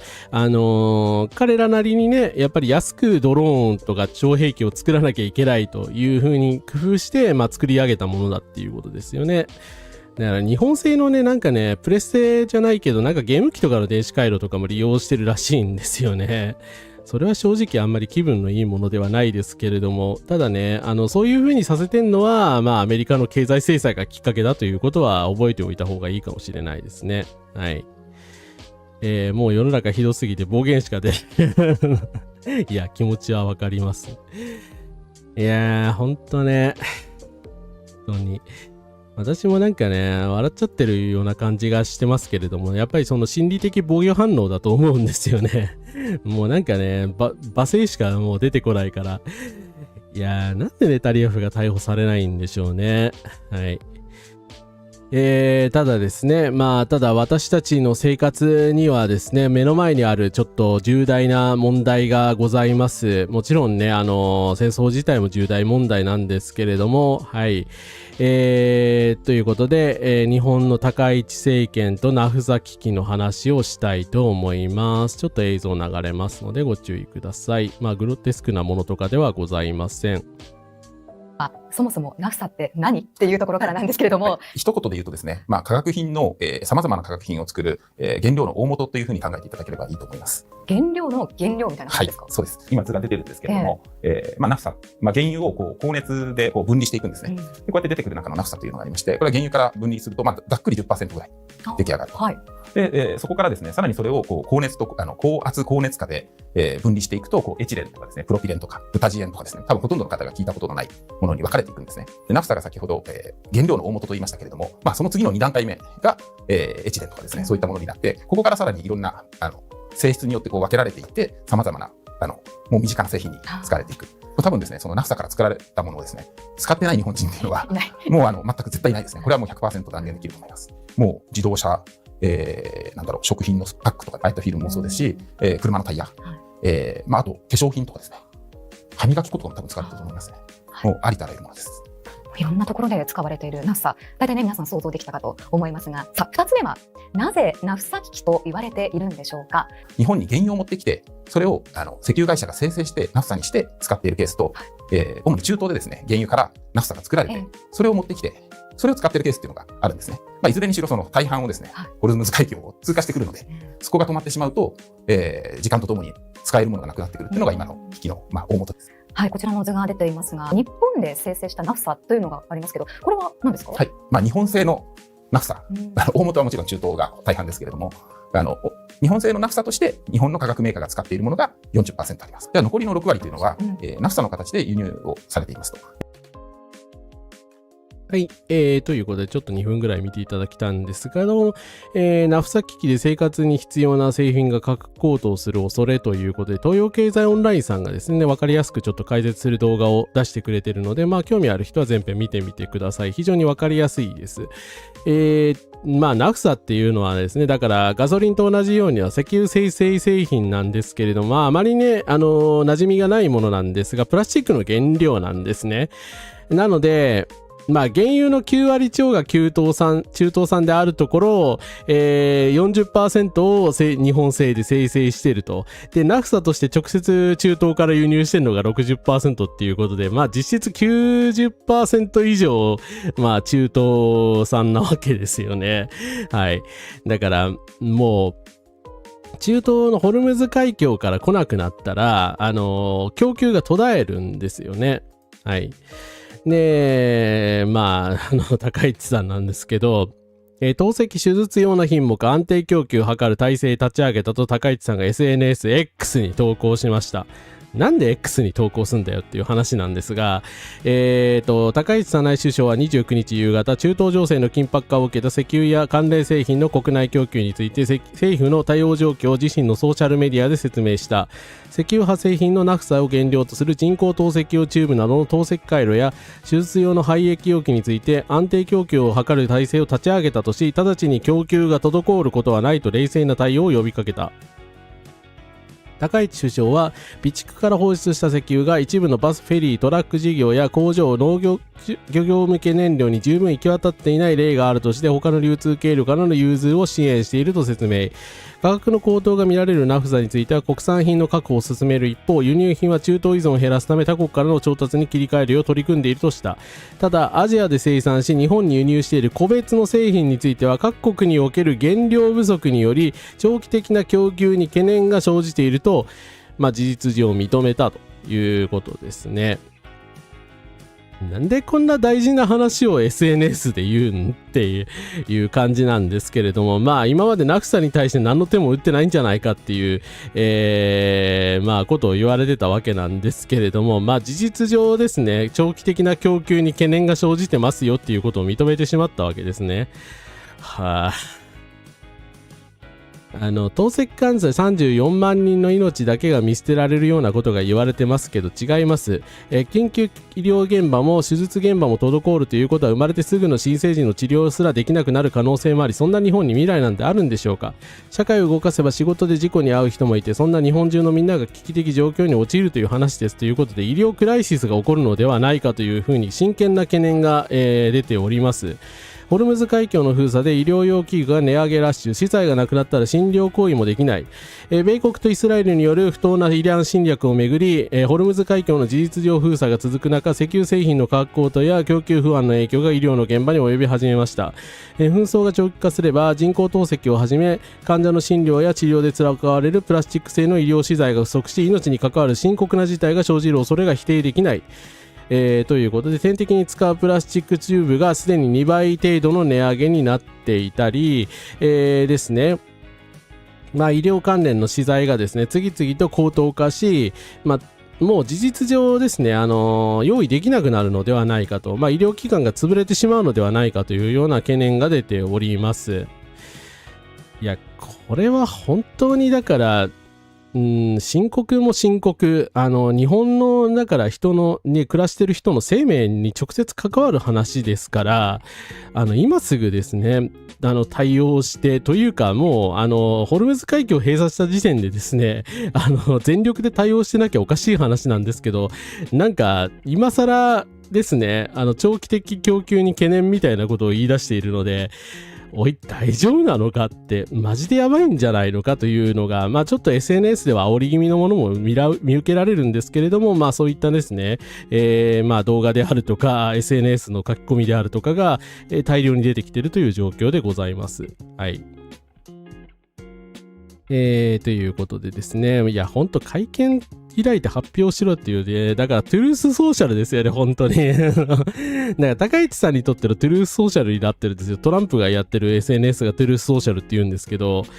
そう、会見でも国会でもなく SNS で発表するの人民を舐めてるとしか言いようがない。Twitter しか見ないネットしか使わない人に対して配慮がない。逃げませんとは何だったのか。懸念が生じているという認識ですら悠長に思うのですが、融通するってフェーズじゃない。日本中に物がない。やっぱゼレアさん、コンカラスです。世界は毎日最悪を更新していて気力がわからない。いや、でも本当にこれはね、身近にだから、透析受けてる方とかが、悲鳴に近いようなコメントをされてたりですね、当たり前だと思いますけど、不安で仕方ないと思いますよ。いや、大和魂でどうにかする話じゃないですからね、ほんとこんなの。石油が入ってこないんだからどうにもならないんですよ。だから、高市さんね、ほんとね、余計なことだけするけどね、なんかこういうちゃんとした肝心なこと何もしない。だから、その左右とかもう関係ないでしょっていうの。だから仕事をする気ないんだったらやめていただけないからとしか思えないんですけど、いやーでもそうですね、権余地のできなさ安倍さん譲りなんですかね、そういうとこだけで言ってるのかな。トランプでさえエアフォースワンでいろいろ言ってんのにね。はい、そしてまあその高市さんに対してまあ左翼だけが批判してんだろうという人もいるかもしれませんが、ちょっとですね、意外な方が批判のコメントをしております。高市首相のコメントには、海外からの輸入については中東からのナフサ輸入を他の国の調達に切り替えるべき取り組んでありますとありますが、1、ナフサ石油製品の4分の1、2、国内生成分では足りず6割を輸入に頼っている。3、その輸入先の 74% が中東。各国ともに輸出制限の中、他国からの調達は現実的ではありません。しつこく何度でも言いますが、中東からの調達ではしか現実は道はないのです。高市首相、そしてこれを起草した方、ナフサについて海外からの輸入については、そうやって融通するっていうふうに書いてありますけど、緊急時の多少のスポット融通は可能かもしれませんが、国内需要はとても賄いきれません。中東からの輸入しかないのです。黙って、従ってイランの交渉しか道はないのです。どうか目を覚ましていただけませんか。国民の生活や生命よりもアメリカへの忖度の方が重いわけがありません。そんな政府であっていいわけがない。本当にお願いします。他の道がないのです。ということでですね、中東以外からのナフサ輸入4月は倍増の見通しという経産省がまた大本営発表もしてるんですけど、これに対しても、令和7年の、ナフサの輸入は月間200万リットルです。キロリットルです。平時で中東以外からは45万、つまり中東は155万、中東比率が 78% であり、数字のイメージは合っていますが、ただし中東の155万リットルが4月がほぼゼロだとすると、中東以外から平時の倍増90万が調達できても需要の200万の半分以下でしかありません。残りは原油生成と製品生成で、賄えますが、倍増だから安心というイメージで伝わりかねず、情報発信は誤解を生まないようにしてくださいと。もうめちゃくちゃ言いまくっているんですけど、でも言ってることは全て数字的にも正しいですね。全然足りないんですよ。中東以外からね、アメリカとかから2倍輸入したとしても半分にしか満たないということで、これを言ってるこの坂井さんでどなたかっていうと、経済産業省の資源エネルギー庁のですね、アドバイザリーグループ委員でして、コネクトエネルギー合同会社の CEO で経営コンサルタントの方でございます。って経産省の人なのっていや、外部役員みたいな、外部アドバイザーみたいな人なんでしょうけど、いや、ちょっとびっくりしましたね。なんか、専門家の方なんだろうなというふうには思ってたんですけど、やばいでしょ。だって、高市さんがあまりにもトンチンカンなこと言うから、トンチンカンで能天気なこと言ってるから、見るに見かねて、多分もう自分の立場とか顧みずに経産省の中の人が苦言を呈してるんですよ。それはね、LP ガスの専門家ですから気がないんだと思いますけれども、この方はすごい方だと思いますよ。すごい勇気だと思いますけれども、すごい勇気ですけど、なんかもうそういう事態なんだなというのが、改めてわかるなという事例でございます。はい。足らぬは政府の工夫が足らぬってことですからね。はい。だからこういう方がこうやって直言してもね、聞いてないってことでしょ、多分。今まで何も言ってないはずないですからね。だからなんか経産省内部でも揉めてんのかなというちょっと暗淡たる気持ちになるんですけど節電しろ、歩け、怪我するなってそれぐらい伝えろと。小野田公が慶安男児になったのに赤澤なんとかさんを重要物質加工大臣にしたってどういうことですか。いや、小野田公なんて何の役にも立たないからでしょって言っちゃったはい。首相同棲見たけど土日ずっと校庭で過ごしてて何してんでしょうかと思いました。ツイッター見てるんじゃないですかね。はい、韓国はナフサ輸出止めましたね。後で言いますけど。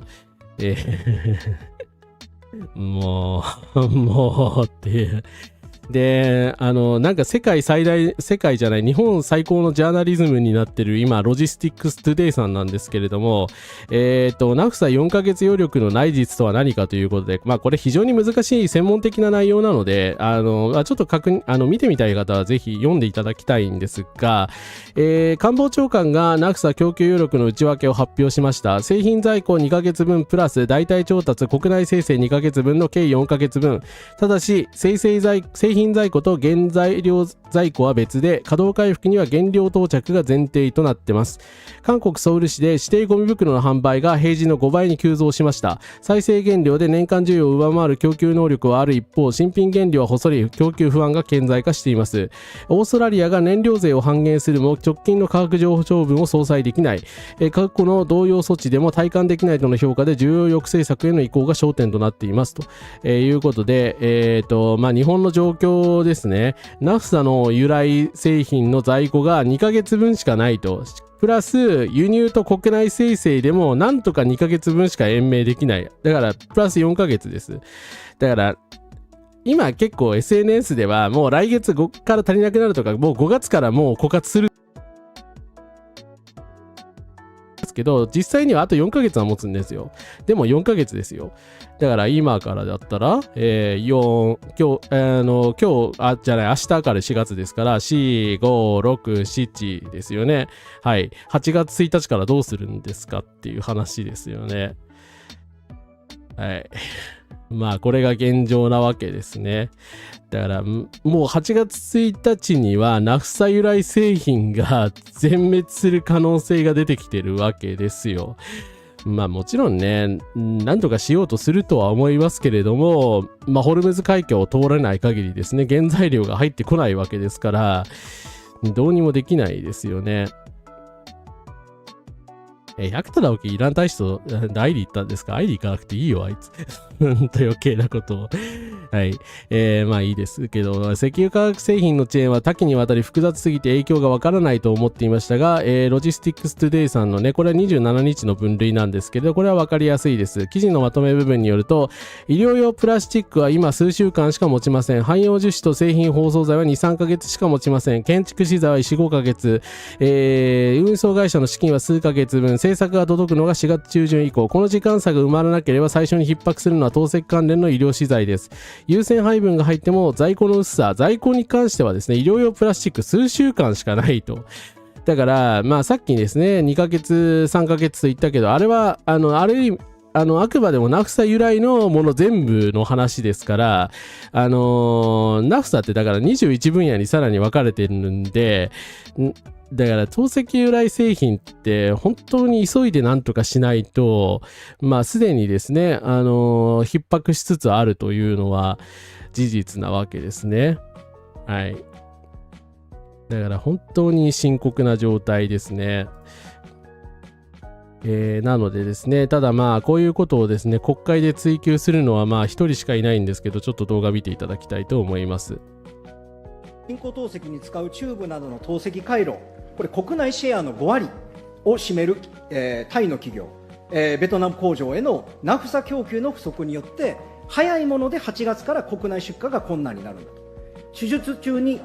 使用する廃液容器の国内シェア7割を占める企業のこのタイ工場へのナフサ供給が4月半ばまでに終了するとされているわけですね。安定供給、体制って言うんですけれどもね、そもそも物がないと。物がなければどうしようもないわけであります。今、国内のエチレン製造設備は12機のうち6機が減産、3機が停止、フルで動いているのは3機のみということになっています。今の政府の対応は患者を安心させるものには全くなっていないと言わなければなりません。同時に医療機関に納入される医療機材機器の価格も上昇しております。これ影響が当然出ているわけですね。厚労大臣これも聞きます。燃油支援だけではなくてね、これ経営悪化の対策として医療機関など影響を受けている事業者への緊急支援、これ必要なんじゃないでしょうか。厚生労働大臣、上野賢一郎君。はい、医療機関へのご支援につきましては、先般の補正予算、また今般の診療報酬改定等でですね、必要な対応を行っているところであります。今般の影響につきましては、その状況をしっかり注視をしてですね、必要な対応があるのかないのか、そうしたことも含めて検討する必要があろうかと考えています。辰巳君。いや、もう出てるんですって。高いんですよ。高くなってるんですよ、医療機材が。これ診療報酬と言いましたけれどもね、去年の補正予算だって過去の物価分に対する手当ですよ。はい。まあやっぱり共産党さんしか追及しないわけですが、辰巳孝太郎さんが追及したところ、直ちに影響が出るものでないみたいな、これ厚生労働省の人ですからね。なんでこんな言い方すんのって。マジで危機ですよ。だから在庫だけで言ったら数週間分しかない。もちろんナフサ自体は4ヶ月持つけれども、4ヶ月しか持たない。しかも、まあ一番のね、仕入れ先のタイの企業は操業停止になるっていう。どうすんすかっていう。なんとかして対策取らないとまずいでしょうというですね、話をしているんですけれども、直ちに影響が、いや、直ちに影響出るでしょ。数週間後だぞって。まあだから何もせずボケーとしてたらですね、供給途絶えてたわけですよね。まあさすがにそんなことはしないと思いますけども、はい。いやー、意味がわからない。本当高市政権の何を支持してんでしょうね。ドクターパパさんの発信わかりやすいですよね。いや、本当危機感なさすぎですよね、この人たち。何ポケットしてんのこの際になってっていう。まあ、まあ、ただね、ただちょっとここで補足しておきたいのは、先ほども言いましたけども、イランと交渉すれば全てが解決するかというと、そうではないっていうことは、まあ、この川島さんって保守派の人なんで、まあ、ざっと流すだけにしときますけれども、説明しておきますが、コンテナ船とかタンカーとか原油とかエネルギーとか、まあ、いろいろ言うわけですけれども、要は船って安全が確保できないと航行できないんで、まあ、今日本人の船員さんもね、取り残されてる、まあ、4人脱出したそうですけれども、まあ、受け入れがたい精神的苦痛を受けているということで、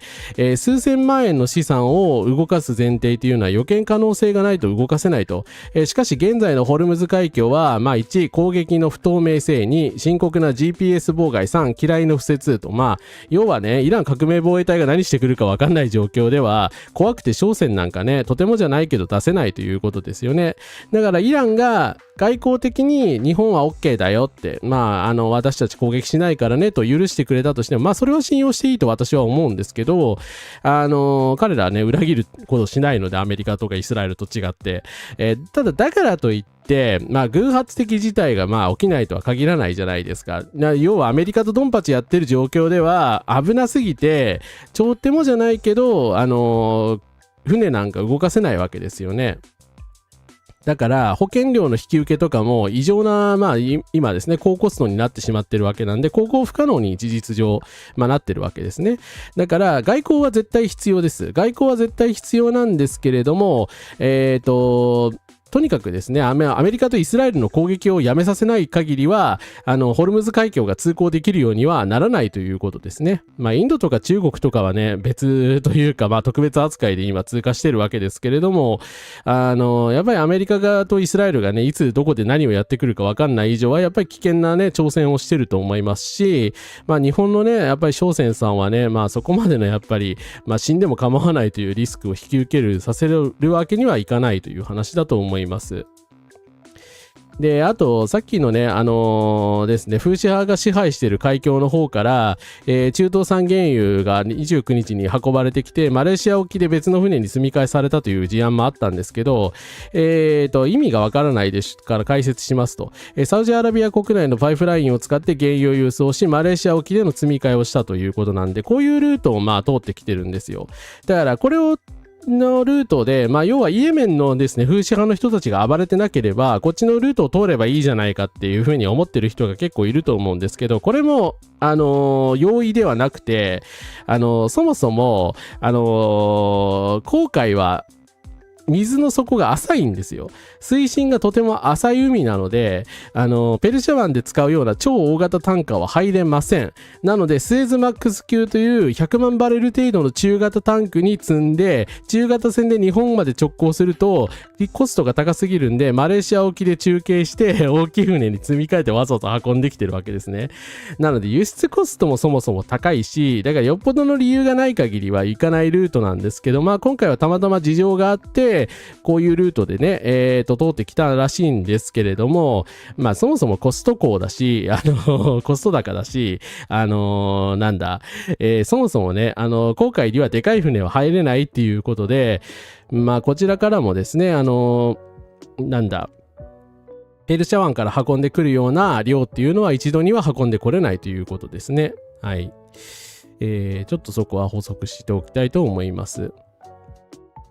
直ちに影響はないっていずれ影響は出るんだよな。小泉進次郎みたいなこと言うけど、いや、本当ですよね。あとはさ、ここからです。高市政権が一体何をしたっていうんですか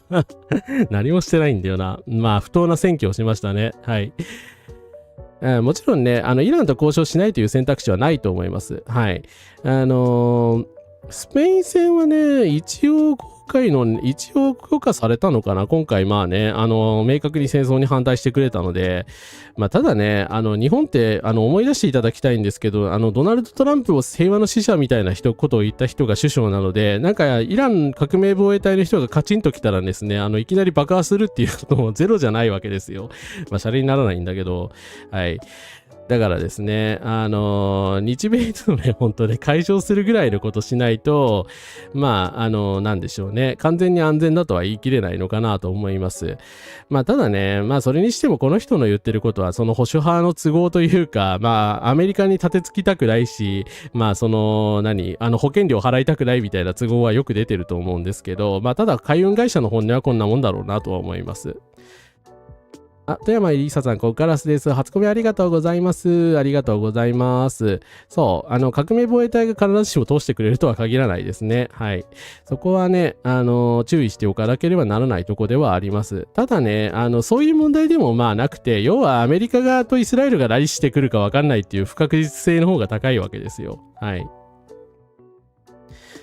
そうですね。でも明日交渉の窓が開いてるか分かんないですからね。今すぐやっぱり交渉しなきゃなんないことには変わりないと思いますね。はい。そう、何にしてもね、アメリカ、イスラエルの暴走を止めなければならないわけですが、日本政府が何を企んでいるのかというと、はい、自衛隊海外派遣に3原則、イラン攻撃対応で歯止めということで、共同通信がこんな記事を出しました。米イスラエルのイラン攻撃に向かう中東情勢緊迫化を向け、政府は法に基づき自衛隊派遣の可否を慎重に検討している。国際法上の正当性の確保など法制化の過程で政府が示した海外派遣の3原則が歯止めとなったと。2015年の法案審議では当時の安倍晋三首相が海外派遣にあたり国際法上の正当性の確保、国会の関与などの民主的統制の確保、自衛隊員の安全確保のための措置の3原則を安保法に反省させたと答弁。国際法に違反して先制攻撃した国は支援しないと言明したと。はい。まあ、安倍晋三さんのおかげと言いたくないんだけど、まあ、安倍さんがね、当時こういう答弁を残してくれてたんで、国際法に違反して先制攻撃をしたイスラエル、アメリカのためには自衛隊を出せないという立て付けには一応なっとるわけですね。はい。ただですね、この共同通信の記事、最初に出た時はですね、ある一言文がここに追加されておりまして、この記事、先ほどまであった官邸筋はエネルギー供給が滞れば重要影響事態だと判断することができる検討の訴状には載っただろうと明かすが全削除されていますね。これは政権のまずい本音だったということでしょうか。だとすればエネルギー不足なのに高市首相がイランと交渉しない不可解さとも辻褄が合いますねと。いや、これさすがに陰謀論の類じゃないのって、まあ、五野郁夫さんってデモクラシータイムズとかにも出てる方ですけども、で、思ったんだけど、熊本新聞の記事だとですね、ちゃんと書いてあるんですよ。はい。ですね、政府のコメントとして、まあ、下にちっちゃくなんですけれども、与党の一部にはそういう、検討の訴状には載ったみたいな、ことが囁かれていると。官邸筋はエネルギー供給が滞れば重要影響事態と判断することができる検討の訴状には載ったと明かす等の文言がですね、ちゃんと新聞バージョンには書いてます。しかし、共同通信の記事からはなぜか、書出時には書いてあったのに全削除されてる。何これ結局こういうことなのっていうですね。だから自衛隊を出したいがためにわざとイランと交渉してないのっていうですね。いや、さすがにそれ、まあ今の段階だと半分陰謀説の類だかもしれないけど、いやでもこれ本当まあ事実だとしたらですね、まあもうこの内閣何一つ信用できないんじゃないかと思います。我々が死んでもいいって思ってるってことですよね。冗談じゃないよ。ファシスト内閣やないですか。はい。何度も書くけど、今ホルムズ境界に向かっている強襲揚陸艦トリポリはサセホが母港です。まあこれはアメリカ軍ですが、当然第一陣の陸上部隊が乗っている。つまり在日米軍が直接的に対イラン地上軍に関与する。ペルシャ湾で後方を支援するしないに関わらず、すでに日本はアメリカの軍事戦略の重要な一角を占めており、サセホや横須賀、普天間は補給線の重要な場所になるだろう。これを可能とする日米安保体制そのものの是非について議論しない限り、日本はいつまでもこの戦争の一部を担うことになる。しかも火事場泥棒的に高度成長をもたらした朝鮮戦争などとは異なり、今回は日本の国益を直接的に脅かす戦争に加担することになる。いわば国を滅ぼすための戦争にノーと言えない従属的な立場で手を染める。このことに目を背けたいから政府はアメリカ支持をやめられないと。ですね。まあ中俣さんはだから保守派も全員ね声を上げて怒れということをおっしゃってます。はい。っていうことですかね。ネギクチョさん、コンカラスです。来ていただいてありがとうございます。そうですね、ホルムズ海峡が封鎖されたままでも最初の方に言ったんですけど、イランへの軍事作戦をね、終了されてるっていうようなことを言ってるんですよ。まあ、軍事作戦を終了させてくれればね、なんて言うんでしょう。我々は、要はイランと交渉するしかないわけですから、まあ、イランと交渉しろよっていうことなんですけど、なんか政府の側にはね、イランと交渉したくらい都合があるんじゃないですかっていう話ですよね。はい。このドナルドだけに付随して中東の平和をって言ってるから日本からも圧かかってるんだけどね。まあ共同ですしね。どっちなんでしょうね。本当にこれ狙ってるのかな。ホルムズ海峡に護衛艦を派遣したらイランはもう絶対に友好国だ認めてこれない。そうなんですよね。だから、まあ本当自滅に等しい愚行だと思うんですけど、薄気味悪いですよね。何が狙いなんでしょうね。はい。ですね。なんだろうね。まあ私も確かに左翼なのでね、なんか気軽にファシスト使いすぎかもしれないですね。ごめんなさい。ただね、まあ権威主義に近づいてるとは思いますよ。だって私たちのそういう民主的統制が効かないところでなんか軍隊を派遣してですね、こうやって既成事実みたいなのを作ろうとするのは、それは権威主義的な体制ではありますよね。はい。でもなんでイランと交渉しないんだろうな。だからね、でもそんなことはないと思いますよ。なんだろう、イランって確かに一枚岩ではないんですけれども、荒口さんにしろ、ペゼキシュアン大統領にしろ、全くその革命防衛隊に影響力を及ぼしてないわけではないので、まあ、っていうか内部でね、全くあいつはダメだっていうような感じになってたらね、あんなね、アメリカと出て一緒にね、だって交渉とかするわけがないので、まあイスラエルはね、荒口さんもね暗殺リストにしっかり入れてたらしいんですけど、今ちょっと今回の記事では登場しませんでしたけど、国会議長のガリバフさんっていう方はね、革命防衛隊にパイプのある人で革命防衛隊出身者なんですよ。だからアメリカとしてはガリバフと交渉して和平をしようっていうちょっと話も今出てます。はい。なのでね、外交は決して無意味ではないと思います。一ノ瀬さん、コンカラスです。高市さん、どうしても独裁。そう、独裁っぽくやっぱり見えるんですよね。そう。まあ、なんですけれども、絶対ね、やっぱり民主的統制が効かないところで、こういうね、軍隊を派遣するみたいなのはよろしくないと思います。はい。まあそういう感じなんですけれども、それでまあ高市政権の他の人たちの意見も聞きたいじゃないですか。一体どのように考えてるのかと、あなたたちは何絶対軍隊派遣したいというのかというふうに迫りたくなるんですけど、片山さつきさんは特にそういうことを考えてないようです。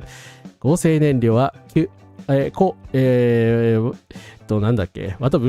り文明さんだっけ忘れた。失礼しました。エレオス会長の、水素と並んでの肝入りでもあられたと、私の衆議院議員時代の後援会代表世話人で、自民党の総合エネルギー調査会でもお話を聞かせていただきました。未来への投資ということで、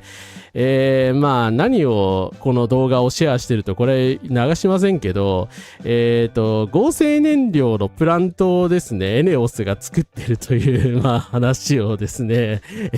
片山さつきさん、これ、本物のアカウントなんで、片山さんのアカウントなんでございますけれども、シェアしているんですね。これ FT 合成といって本当にある技術なんですけど、一酸化炭素と水を反応させて、水素を反応させてですね、合成燃料を作るという、技術でございまして、ガソリンとかをですね、これが作ることができるんだよという、話なんですけど、はい、私は水ガソリンの話を思い出しますよね。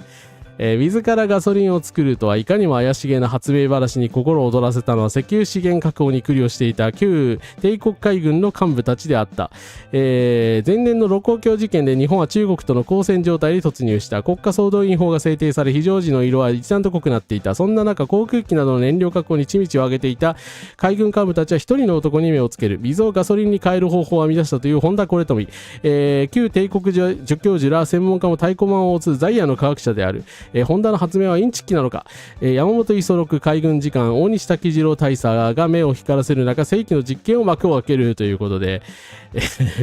見事に山本さんが騙されたという話なんですけど、水を石油に変える能力が私はあるぞみたいなことを言ってきたやつがいたわけですね。で、これに、山本五十六さんっていう人と大西滝次郎さんっていう人が周り受けてしまって、水をガソリンにしようという実験を本当に海軍でやってしまったんですけど、見事に失敗して、ホンダっていう人が詐欺師だっていうことが分かって、とっ捕まったという話でございます。はい。だからさ、これ確かに、これは本物の科学技術だから水ガソリンじゃないけど、今すぐこんなことできるわけないでしょ。何を言ってるんですか。だからね、膨大なね、エネルギーを費やして1リットルとかしかできないっていう風に言われてるわけですから、実用化できる技術じゃないですよね。はい。そうですね。もちろんね、革命防衛隊が暴走するリスクはね、全く看過できないので、そういう意味ではやっぱり戦争が少なくとも停戦してないと、船が通れないのは事実だと思いますね。はい。松根油と同じ類か。本当かどうか確かめるために実験したのでは、溺れるものは藁にもすがるというか、藁ですらない、存在してはいない。ですね。イランとこは交渉してほしいけど、ただね、本当かどうか確かめるために、実験したのは、それは事実だと思いますけど、山本さんはね、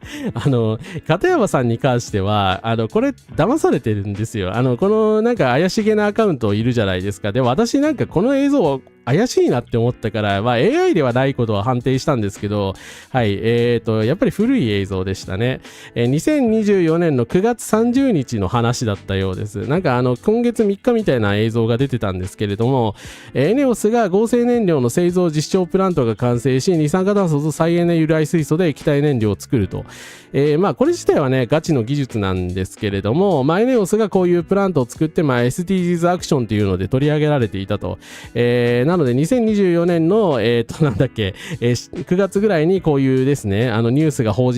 テレ東で報じられて、それを、今ですね、なんか知らんけど、わざと、リポストした人がいて、それに片山さんが反応したという、面でございますね。ちなみにエネオスは10月14日、2025年ですね、10月14日に再エネ系パイロットプラントの建設を中止しております。はい。はい、以上です。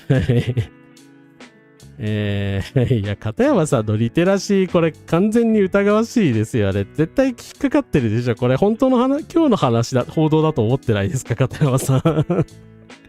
いや。そう。もともと大学が開発した技術でね、別に研究自体はね、夢のある話なのでいいと思うんですけど。報道して、しかも中止されてるものを持ってこなくてもよかったんじゃないですかね。はい。で、まあ、それとですね、日本の大臣はあんな感じなんですけれども、エネルギー問題は眠れないほど深刻な状況だと言っているのは、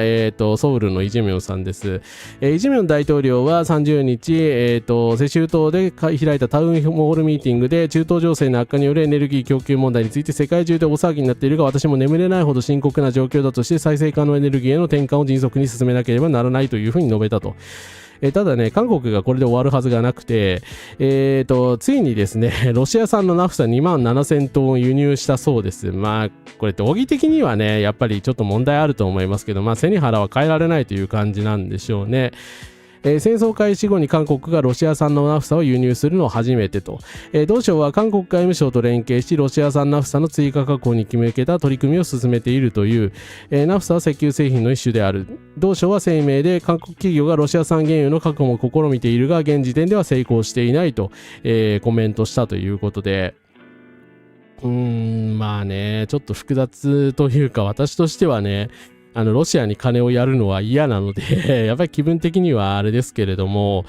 まあ本当なりふり構ってられないんだろうなというような、感じですね。なのでいち早く交渉して、まあロシアからナフサを手に入れたそうです。で、先ほども言ってた方いたんですけれども、石油製品とかのですね、輸出等をですね、全面的に禁止しているということで、まあ眠れないほどね、悩んでいるというのは嘘ではないんじゃないかと思います。ちなみにイ・ジェミョン大統領の支持率また上昇したそうです。はい。そりゃそうだよな。ですね。政府内で研究開発として政府主導で開発するかっていう話題になったから、もしかしたら国が予算を取って開発支援する。そうですね。まあ将来的にはもちろんその可能性があっていいとは思うんですけどね。岸田さんはね、でもイランの大使と話してるので、まあそれがね、ちゃんと交渉窓口になってほしいんですけどね。っていうか、岸田さんが首相みたいなことしてんのどうなんだと思いましたけど。本当に。はい。韓国はそう、日本とはね、よりは備蓄少ないので、まあ本当ね、なりふり構ってられなかったというのはあると思うんですけれども、やっぱり動きは早いですよね。はい。そう、喜ばしくないけどね、責められないですよね、これはさすがに。はい。韓国と日本で政府の危機感どんだけ違うんだという話ですが、OECD 加盟国38カ国の中で日本はエネルギー自給率 12.6% で37位、韓国は 20.7% で36位です。韓国のこの意識が正常な感覚だと思います。眠れないほど深刻な状況です、我が国もということで、エネルギー自給率では負けてるんだ。そうなんだっていう。はい。韓国政府 UAE から原油2400万バレルの優先供給確保、ロシアからナフサ2万7000トン輸入、ロシアから原油輸入検討中、ナフサの輸出禁止、医療生活必需品優先供給を決定、日本状況を注視してます、安心してください。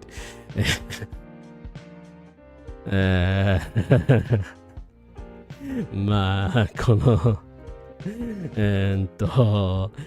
まあその別ルートでね、イランのなんとか交渉を進めてくれているならね、それはいいことだと思いますが、大丈夫なんだろうか、我が国は本当に。としてガソリン需要の抑制論に自民党、国民の覚悟もという、国民が覚悟するんかいということで、自民党の山本順三参院推進会長は29日の NHK 番組で中東情勢を踏まえガソリン需要の抑制論に言及したということで、国民の覚悟と言ったらおかしいが供給量が減ってくるので、その分需要を少し削る流れを作っていかなければならないと。需要を抑える政策をするのはいいことだと思うんですけど、国民の覚悟とか言うのやめていただけないですか。あなた方が覚悟を決めなきゃいけないんですよ。分かってるでしょっていう。まあ本当これ自民党だなという感じなんですけれども、まあ需要をね抑えなきゃいけないと思ってくれたことだけは一歩前進かなという思います。はい。まあそうですね、韓国は武器輸出国家ですからね。ねえ、この境の差が百田が駐日イラン大使と会談してるって投稿を引用してた。あ、そうなんですか。まあ境の差はね、もちろん保守寄りの人だと思うんですけど、それはね、別に引用しなくていいような気がするんだけど。高市さん、ロシアから出禁食らってますよ。はい。なので、ロシア産原油を持ってくるようなことは難しいでしょうね。まあ当然、道義的にもちょっとあれだと思いますけど。はい。そして日経新聞が言い出しているんですが、円安スタグフレーションの影、原油高より怖い高市政権の積極財政ということで、これちょっと記事が内容ね、読めないので、私読めてないんですけれども、ロイターが似たような記事を出してまして、政府内に石油製品の需要抑制論、問われる高市政権の危機管理能力ということで、高市さんのやっぱり積極財政とですね、もろに、バッティングするわけですよね。需要抑制をすると、せっかく積極財政って言ったのが台無しになる危険性があるわけじゃないですか。だから先ほどね、ちょっと軍事的な云々のことはですね、今のところは陰謀説の類かもしれないですけれども、これは本心なのではないかなというふうに思います。だからですね、とにかく景気が冷ますことが良くないと思っていると。ある日本政府関係者はロイターの取材に対し、コロナ禍の混乱を引き合いに高市氏はとにかく景気を冷やすようなことをやりたがっていない。目の前で困っている人への対応を優先する傾向があるというふうに解説したと。言っていらっしゃるんですけど、目の前で困っている人の対応を優先するんだったら原油輸入しなきゃダメじゃないのと思うんですが、どういうことなんだろうと思いますが、とりあえずというか、需要を抑制するっていうことを嫌がっているみたいなんですね。でもこれまずいっすよね。だから備蓄の先食いをしないとナフサをガンガン生産するみたいなこと無理なんで、結局事態が長期化すればするほど危うくなっていきますよね。で、優先度の高い医療機器の原料にナフサを振り向けるにしても国内製造には限界があり、ナフサ不足は国共通の課題であることに加え、仮に確保できたとしても製品化を狙っていた国の中には意識的に経済活動を縮小しているところもあるので、作りたくても現地工場が稼働しない、事例が出てくるだろうということで、やっぱりですね、緊急的に確保しないと、相当危うい。タイ工場については、4月半ばでナフサの供給が終了してしまうというところで、その後どうするのかっていうところなんですけれども、ロイターもわからないという結論になってるわけですね。はい。ですね、萩生田さんもう少し慎重な言い方だったのにね、萩生田さんよりだから露骨なこと言ってんのどうなんですかね。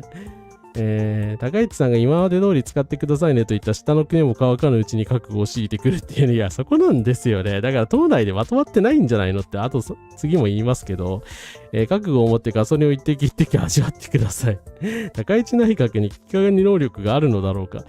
生活保護叩きしてたやつの傾向ではない。いや、でもどうなんでしょうね。だから、高市さんがどれぐらい目下の状況をどう思ってるのかが本当わからないので、そこがね、やっぱり不信につながってると思うんですよね。はい。ただですね、石油危機の際に国民の皆様をお出迎えする法令一覧ということで、日本はですね、オイルショックの時に石油需給適正化法とか生活安定法とか買い占め等防止法、物価統制令、電気事業法、ガス事業法など、試験制限をするいろんな法律を作って、今もこれ生きているので、だから政府がその気になれば、これね、最終手段の類だとは思いますけれども、我々の石油の使用をですね、完全に制御することは可能なので、だから高市さんがそこどこまでやる気なのかなというところかもしれません。はい。で、最後、気候変動の向こう側さんのコメントなんですが、首相の投稿には最も重要なことが書かれていません。ホルムズ海峡が封鎖されたのはアメリカとイスラエルがイランを攻撃したからです。日本の国民がエネルギー不安に直面しなきゃならない原因を作ったのは同盟国の軍事行動です。しかし、投稿では一切その言及がなく、まるで自然災害への対処であるかのようです。ロシアのウクライナ侵略、今回の米イスラエルのイラン侵略、性質は異なりますが、一部の国家権力の軍事行動が化石燃料に依存する社会構造によって世界規模で影響を拡大するという共通点があります。そしてその被害は均等には降りかかりません。エネルギー価格の高騰は低所得者層に均等に重くのしかかります。では化石燃料に依存しない社会とはどんな社会でしょうか。それはどこかの愚かな国が戦争を始めても電気が止まらない、電気代が高騰しない社会です。化石燃料価格やガソリン代が暴騰して生活の脅威にならない社会です。他国の軍事行動に国民の生活が左右されない社会です。再エネの転換は環境のためだけではありませんと。屋根の上や太陽光、風力、地熱など誰も閉鎖できないエネルギー源であり、エネルギーの自立は経済安定であり、安全保障であり、社会的構成の基盤ですと。まあいうことでですね。まあただね、韓国の大統領もおっしゃってる通りなんですけど、ただな、本当のもうちょっと早く日本が再エネにもっとね、舵を切っていれば、ここまでの状況にはならなかったかもしれないので、やっぱり返す返すもちょっとそれが残念だなと思います。はい。ということでですね。あと、ちょっと最後おまけというかですね、ちょっと引き続きやりたいんですけど、まあ、高市政権が他にやってることについて、バババーっと、全部まとめてちょっと言って終わりにしたいと思うんですが、在外投票を十分に考慮したと答弁、委員長にざわめきということで、高市首相は30日の予算委員会で2月の衆院選において国外に住む日本人による在外投票について考慮したかと言われ、十分に考慮したと答弁し、まあ、すごいざわついていたということなんですけども、それざわつくよなっていう。いや、考慮してなかったでしょって。在外投票についてはもう、だから国家賠償請求を起こそうとか、今そういう話になってて、まあ2月の選挙の時、期間がなかったじゃないですか。だから、国外に住んでらっしゃる人がですね、投票できないという事態が結構あったんですよ。でも、それに関して、まあ配慮してないのに配慮したというふうにおっしゃってると。どこら辺がっていう。で、まあ、立て続けになんかそんな感じなんで、あれなんですけど、国旗損壊31日に議論着手、党内に慎重論というところで、今日からですね、国旗損壊罪の導入に向け、自民党は31日、プロジェクトチームの会合を開き、党内議論に着手したということで、まあ、国旗損壊をね、罪と認めるかどうかみたいな話をしてらっしゃるそうなんですけど、正直もうどうでもいいです。はい。こんな議論してる場合ですか？今、未曾有の国難なんですよ。で、ちょっと右とか左とかそういう問題じゃないと思います。私は当然反対ですけれども、なんかどさくさに紛れてこういう法律出そうとするのやめてほしいなと思ってた矢先にですね、まあ時事通信の速報によりますと、自民維新の両党は、副首都構想の実現に向けた法案の骨子案に向けて合意したそうでして、こんなことやってる場合なの？真面目に。なんか、未曾有の危機から目をそらそうとしてないですか？維新は、特に維新は。なんか副首都とかわけのわからないことを言い出してですよ。何の関係もないだろうって、今の我々と。だから、なんでしょうね。大阪以外で議論する意味もよくわかんないんですけど、はい。副首都構想について議論させることでですね、なんか、私たちが石油とかナフサのことの話さなくしようとしてるのではないかと疑ってしまうような、ちょっとレベルだと思いますが、もうこんなことどうでもいいので話さなくていいです。はい。そう2005年ぐらいからね、やってればね、再エネで天下取れるはずだったんですけどね、なんでこうなっちゃったのかな。ですね、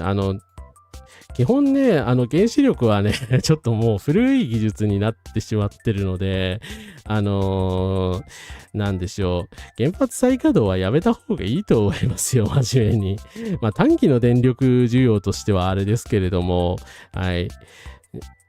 まあ日本地震国なのでね、やっぱりあまりいろいろな意味で向いてないと思いますよね。今までの内閣も信用できなかったが、これこそ今やってる場合なのか。ありもての愛国心を掲げてる場合ではない。右翼ごっこをやめろ。一番今やるのなのは議員定数削減ですけど、最近聞いてないですね。でもなんか無理やりやるみたいな話もそれもしてましたよね。なんなんでしょうね、マジで。本当に。やめてくださいよという感じなんですが、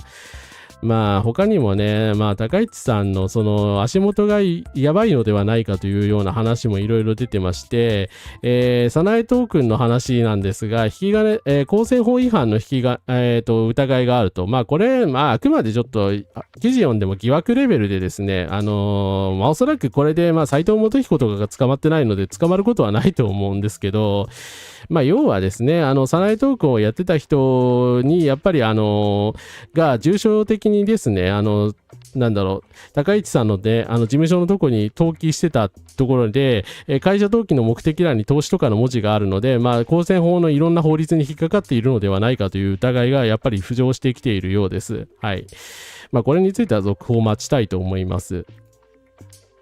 で、こっちの方がどちらかというとやばいんですけど、まあ現代なんですが、宮崎正久、自民党の沖縄のですね、まあ最近なんか初めて勝ったことですごく生きっている人がいるんですけど、衆院選での違法動画広告配信疑惑が浮上ということで、これはですね、本当に宮崎さんやばいのではないかと思います。ですね、選挙期間中に有料の YouTube 広告を配信してたみたいなんですよ。ちょっと信じられないんですけど。高市出演の、政党動画にカットインするタイプのものと、自民党沖縄2区支部支部長宮崎正久の文言と高市宮崎氏の顔写真が掲載された画像に切り替わるもの、未来の沖縄を高市総理とともに今こそ沖縄の皆さんの必要ですというナレーションなどのまあなるものがあるらしいんですけど、私は見てなかったんですが、これは選挙期間中の、まあ、宮崎さんのいそうな有料広告に当たるのではないかということで、これはおそらく本当に操作されると思うし、まあ下手するとね、宮崎に辞めなきゃいけなくなるんじゃないかと思います。っていうか、なんでこんなことしたんですかね。私も全然知らなかったんですけど、この疑惑。高市さんのね、有料動画は、広告動画は一応自民党名義で出されているので、政府という、まあちょっと解釈になっていたんですけれども、宮崎さんはですね、なぜか宮崎正久名義でこういうものを出してしまったそうなんで、そりゃ明らかに違法やろという、まあ感じですね。はい。なのでですね、沖縄のですね、新聞社とかはぜひとも追及してほしいなと思います。いや、もうなんか形骸化してますよね、公選法がね。だって宮崎さんみたいなことしても捕まんないんだったら何やってもいいことになっちゃいますよね。この人はちゃんと追及してほしいですね。議員たちだって石油がなくなったら生活困るはずなのに、それ以外のことに一生懸命なのは何なんですかね、本当に。はい。まあ、そして、まあ、高市さんがそれでどういう態度を取ってるかという話なんですが、先日ですね、先日というか今日か、予算案の年度内成立が断念されました。衆院選圧勝を背に据え置きの姿勢で党内に発破をかけ続けたものの、少数与党下の参院の壁は崩すことができなかった。衆院解散による審議遅延を無視した無理筋の要求に党内から戦略もなく突っ込んだだけだなどと言われているって。党内からはってこれちょっとびっくりしたんですけれども、野党がなんかこういうことを言ってるんじゃなくて、自民党内からなんかこういう声が出てきてるということで、参院自民党の人たちがかなり怒ってるみたいなんですね。衆院選での歴史的対象で自信を深める首相について、側近議員の一人は、勝利したのだから私が正しいというモードになって聞く耳を持っていない。自民党中堅は官邸の中にいると現実が見えにくくなるが、今の官邸は同行しているなどと、これ陰口の類ではないかというまあちょっとその高市さんが心配になるレベルのことを言われているんですけど、大丈夫なんですかね、これ。だからもはやもう自民党内でもまあ、岸田さんのね、だからイラン大使に対するなんか独断専行的な行動を見ても私も思ったんですけど、もう党内がバラバラなんじゃないですか。確かに議席はね、300何十議席あってすごく強い与党になりましたけれども、高市派と高市さんにあんまり従いたくない派で、もうなんか党内がバラバラに動いているのではないかというちょっと、懸念が伺える、内容になっております。少なくともなんか参院自民とはコミュニケーション取れてないんじゃないかなと思いますよね。はい。ですね。で、最後に、もはや高市内閣には官邸というものが存在しないようだ。側近はいなく、周囲の電話にも出ず、嫌な案件は無視し、思い立つと SNS に情報を発信する。国会答弁が嫌なだけではなく、官邸も嫌だし、もちろん自民党幹部も嫌だということになる。高市早苗のみがそこにいるということなのか。本人が求めれば各省官僚がやってくる。あとは大臣、各省官僚が動くことになる。安倍首相と力王の歴代首相はとにかく支持したことを誇らしげにメディアに語った。高市首相は一方、あまり支持がしない。それすら報道されないし、支持ということの内実ある方針を立てているのではないだろうか。高市首相から発せられる点と線で政権らしきものが動く、どこまでも点と線のままであり、官邸という構造、政党という構造、統治機構という構造は全て拒否される。いわば無次元内閣である。これで失敗しても誰の責任を取らないだろう。そもそも内閣の実態がなければ責任の取りようがない。反対でももう国営の声でしかない。これはそんなことないと思うけど、イラン危機が襲いかかっても蜃気楼はびくともしないと、いうことで、東大の牧原先生ですけども、この人かなり保守的な人でですね、左派に対する批判とかも多いんですけれども、なんかだいぶ呆れてる感じですよね。もう党内が空洞化してるではないかと。だから高市さんと周りが仲悪いもんだから、党内の統一された意思みたいなのがもうないのではないかっていう、これ、まあ自民党支持者の人こそ気にした方がいいんじゃないかなと、個人的には思いますね。はい。ということで、高市内閣と、まあ、ナフサ危機の話でございました。ですね。あんな時に選挙やるからですよね、本当に。だからそれでまあ大勝ちしたのは、だから彼らにとって良かったのかもしれないですけど、結局まあ新人議員とかも大幅に増えちゃって、まあ自民党内のまとまりみたいなものがやっぱり消えちゃったんじゃないですかね。やっぱり高市さんそうですよね。党内人気がそこまでじゃないんですよ。でも自民党員のいわば要は草の根のね、なんて言うんですかね。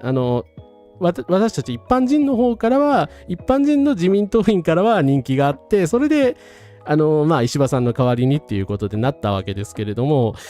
やっぱりそことね、議員さん人気の中でギャップがすごいんじゃないかっていう気がするますよね。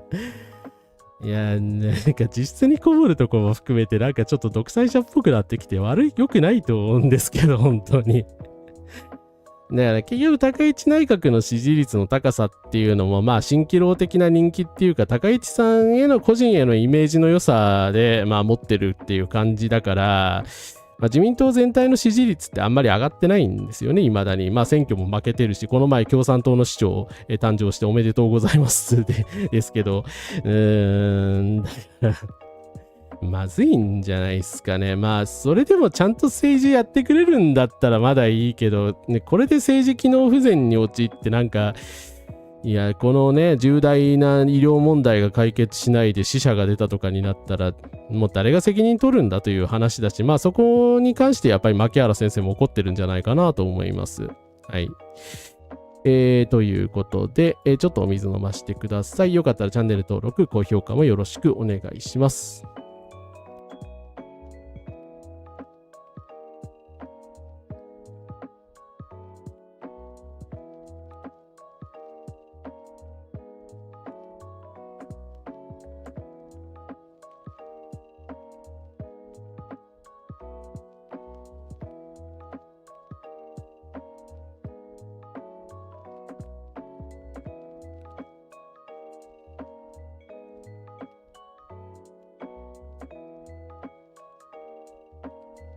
はい、失礼しました。日本がいよいよ立ち行かなくなった段階でやっと高市さんの支持率が下がってでも遅いんですよね。今のうちなんとかしてほしい。いや、ほんとそれなんだよな。だから別に私は高市さんが仕事してて、ちゃんと仕事してて、それで支持率高いっていうんだったら、それはね、思想的には正反対だから、まあ悔しいけど、まあまだ理解できなくもないんだけど、仕事してないのに人気だけ高いっていうのはね、それは困りますよね。はい。そう、答えれば答えないほど仕事してる。何もやってないのになんかやったふりだけしてるみたいなのは勘弁してほしいですよね。行政市で地方山東市長が当選した日に愛知県東海市では参政党市議がトップ当選している。ああ、そうなんだ。いやー、参政党もな、ほんと厄介になるな勢力になっちゃいましたね。いや、ほんとこれ以上地方に根張られるとなんか永久にね、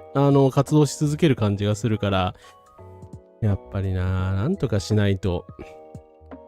国全体が極右化しちゃいますよね。はい。というわけで、まあ、ちょうどいい導入、ちょうどよくないけど、導入というかですね、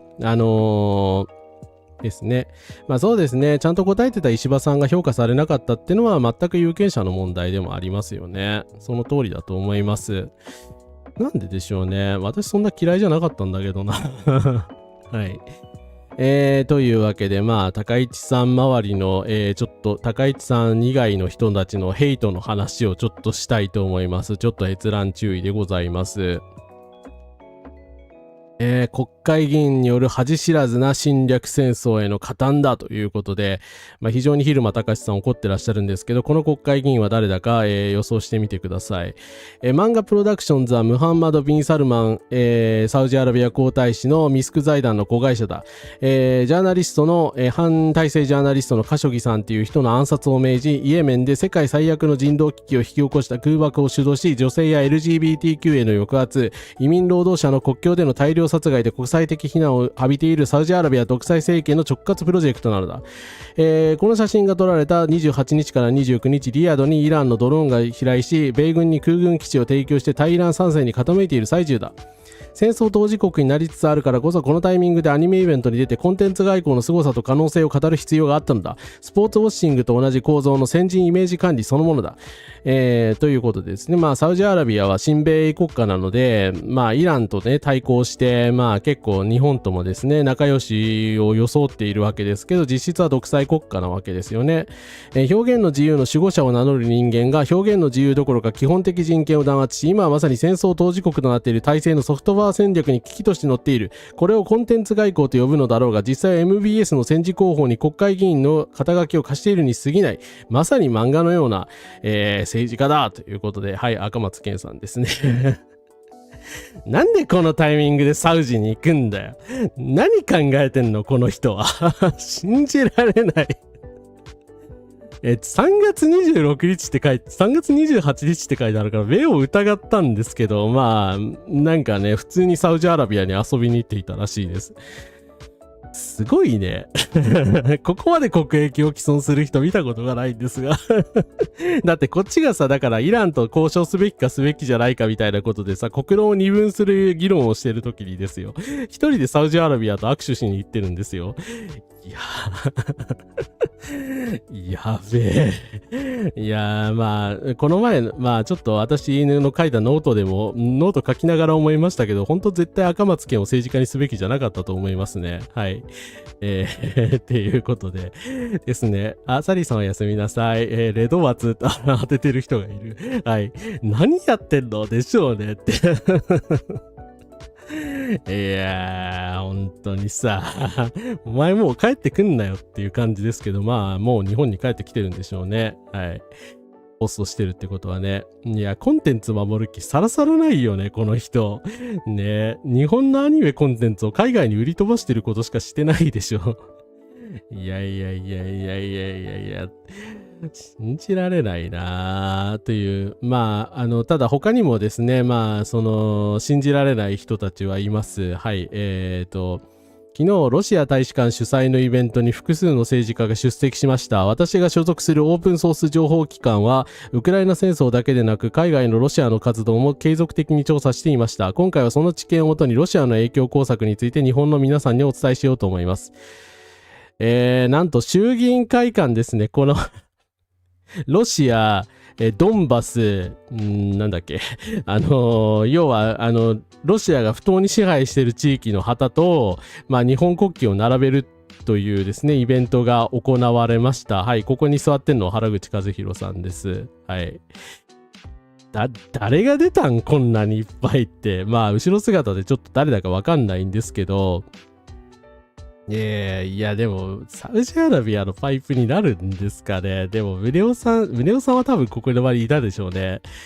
まず基本からですが、ロシア大使館の多くはロシア対外情報庁の関係者です。外交官パスポートを持つことで外交特権が与えられ、警察のチェックなど通常の監視を受けずに活動できます。ロシアの事務所も例外ではありません。派遣されている武官は全員参謀本部情報局のメンバーです。彼らは主に軍事情報の収集を狙っています。ロシア大使館がこうしたイベントを開く場合、それは例外なく積極情報工作の一環です。つまりロシアの情報機関が将来的な勧誘対象と接触するための場として利用されておりますと。そうでしょうねという感じですね。ここに出てくる人完全にカモですよね、カモ。だから、ロシアの情報工作に、こういうことを開くと、のこのこ出てくる人は、利用できるよねっていう。そりゃそうだよなという感じですよね。だからそのさ、別に全ての交流を私否定しないし、なんかその岡田克也さんが中国と接触したからといって中国のスパイだみたいなこと言ってるのは批判したことありますけど、これそういう問題じゃないよね。だって衆議院議員会館に貸しちゃってるわけでしょ、ロシアに。ダメでしょ。何日本国旗並べてんですかっていう。はい。まあ外国の工作員をですね、このように安易に入れるべきではないと思います。はい。サウジアラビアにドラゴンボールのテーマパークを建設を批判したマシリトの方が骨ある。マシリトさんそれは批判してたんだ。へえ、それ偉いですね。はい。まあロシアにしろサウジにしろですね、あんまりその安易に付き合っていい国ではないと思いますので、皆さん気をつけましょう。はい。ちょっとまあ、これ、原口さんの話これだけなんですが、まあ次はですね、中国の話ですね。ちょっとなぜかビデオが消えちゃってるんだけど、NHK の報道、中国大使館侵入疑いで逮捕の自衛官、植え込みに声かけたか。あれなんかこれ話変わってませんか？先日というか、まあ、皆さん知っての通りだと思うんですけど、まあ、中国大使館に侵入した自衛官の男の話の続報です。3月、東京都港区にある中国大使館の敷地内に侵入したとして23歳の陸上自衛官が逮捕された一件で、自衛官が侵入後に一旦敷地内の植え込みに隠れ、建物の外にいた大使館の関係者に自ら声をかけたとみられることが捜査関係者への取材で分かりました。警視庁は29日、駐屯地を捜索し詳しきいきさつを調べています。そんな話だったっけ？だって話し合いで行ったんですよね。まあだから中国の態度に怒って、義憤に駆られ、村田容疑者は、まあ自衛隊で3等陸尉だった人なんですけれども、なんか話し合いに行くために、まあ行ったって言ってませんでした。で、日本に対する強硬発言を、まあ控えるようにみたいな、ことを言いに行ったんですよね。で、まあしかしその後の調べで容疑者が大使館に侵入した後、一旦敷地内の植え込みに隠れ、建物の外にいた大使館の関係者に自ら声をかけたと見られることが捜査関係者への取材で分かった。何のためにこれ声かけたんですかね。しかも刃渡り18センチの包丁を持ってた。いや。全然事件の性質が変わってくるでしょ、これはっていう。だから、護身用とか、まあ、自決用に持ってたみたいなことを最初言ってたじゃないですか。だから殺意はなかったみたいなことを言ってたのに、なんで植え込みに隠れていたんですかっていう話じゃないですかね、これ。はい。いや、だから本当に、話が違ってきてますよね。だから我々の聞いてた話とちゃうっていう話になってないですかね。うん。まあ、ロシアがこれだけ露骨に活動してんのにね、未だに朝鮮学校がスパイだとか言ってんのも、それもそれでおかしいですよね。はい。いや、スパイっていうのは、だからね、自民党とかに入り込もうとするんだっていう。話し合いとは何？話し合いに行くなら電話してアポ取って刃物は持たないで行きましょうねという、まあ、ただその通りなんですけれども、陸上自衛官の中国隊侵入脅迫事件、時系列を把握したんですが、自分が理解したところでは、ちょっとごめんなさい。ウィンドウがちょっと歪んでますね。失礼しました。こっちに寄せてかな。外交関係に関するウィーン条約の定める交換不可侵自主管理権ルールに、のっとり犯人の引き渡しを拒否して、中国大使館としてはですね、一時捜査、中国側はですね、ウィーン条約に対する明らかな違反なんで、もう本当言語道断のね、事態なので、普通に、犯人の身柄別に警察に引き渡す義務なかったんですよ。一時的に拘束を続けることも不可能ではなかったところ、一般的手続き通りに取り押さえ後は速やかに日本の警察に連絡して犯人を引き渡し、日本側の司法に委ねたという点で、政治塾国の日本をそれなりに尊重し、過度なエスカレーションを避けるシグナルを出していたように思いました。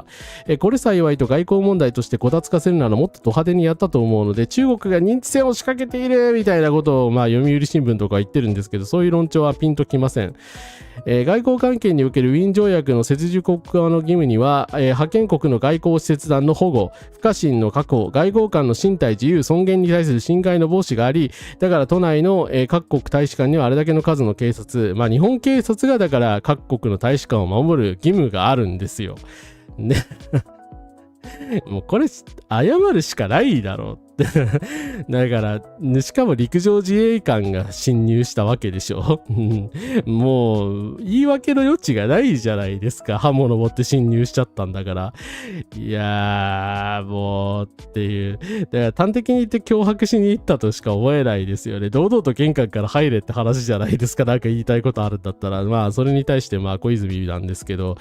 法と規律を遵守すべき自衛官が逮捕されたことは誠に遺憾であるということで、はい、まあ遺憾であるとしか言ってないわけですね。27日にこの発言をしたんですけれども、未だにまあ何も追加で言ってないしってなんで謝らないんだよ。高市失言の時に元大使のポストに侮辱だ、謝罪しろと息巻いていた連中がまあね、首切ってやるとか言ってた人いましたよね。で、それをはるかに上回る矜持を自衛隊員が起こしたというのに、被害者にだんまりはさすがにおかしいだろ。美中、県中がどうこうの話じゃなくて常識の話だろ。常識っていうかまあ、ウィーン条約の話なんですよね。国際法違反なんで。はい。ですね。で、ちょっとごめんなさい。凶悪なちょっと映像を流してしまうんですが、中国船が領海侵犯しているところにムキーとなってるやつがいるってもう出てこないでほしいって、お前らその発表がいかんだよ、小泉という気持ちですよね。はい。ですね。ただね、ちょっと本当にちょっとこれ怖い映像なので、すいません。30秒ぐらいあれ嫌な人はミュートしててください。犯人が捕まった時の絵なんですが、共同通信がこれ報じました。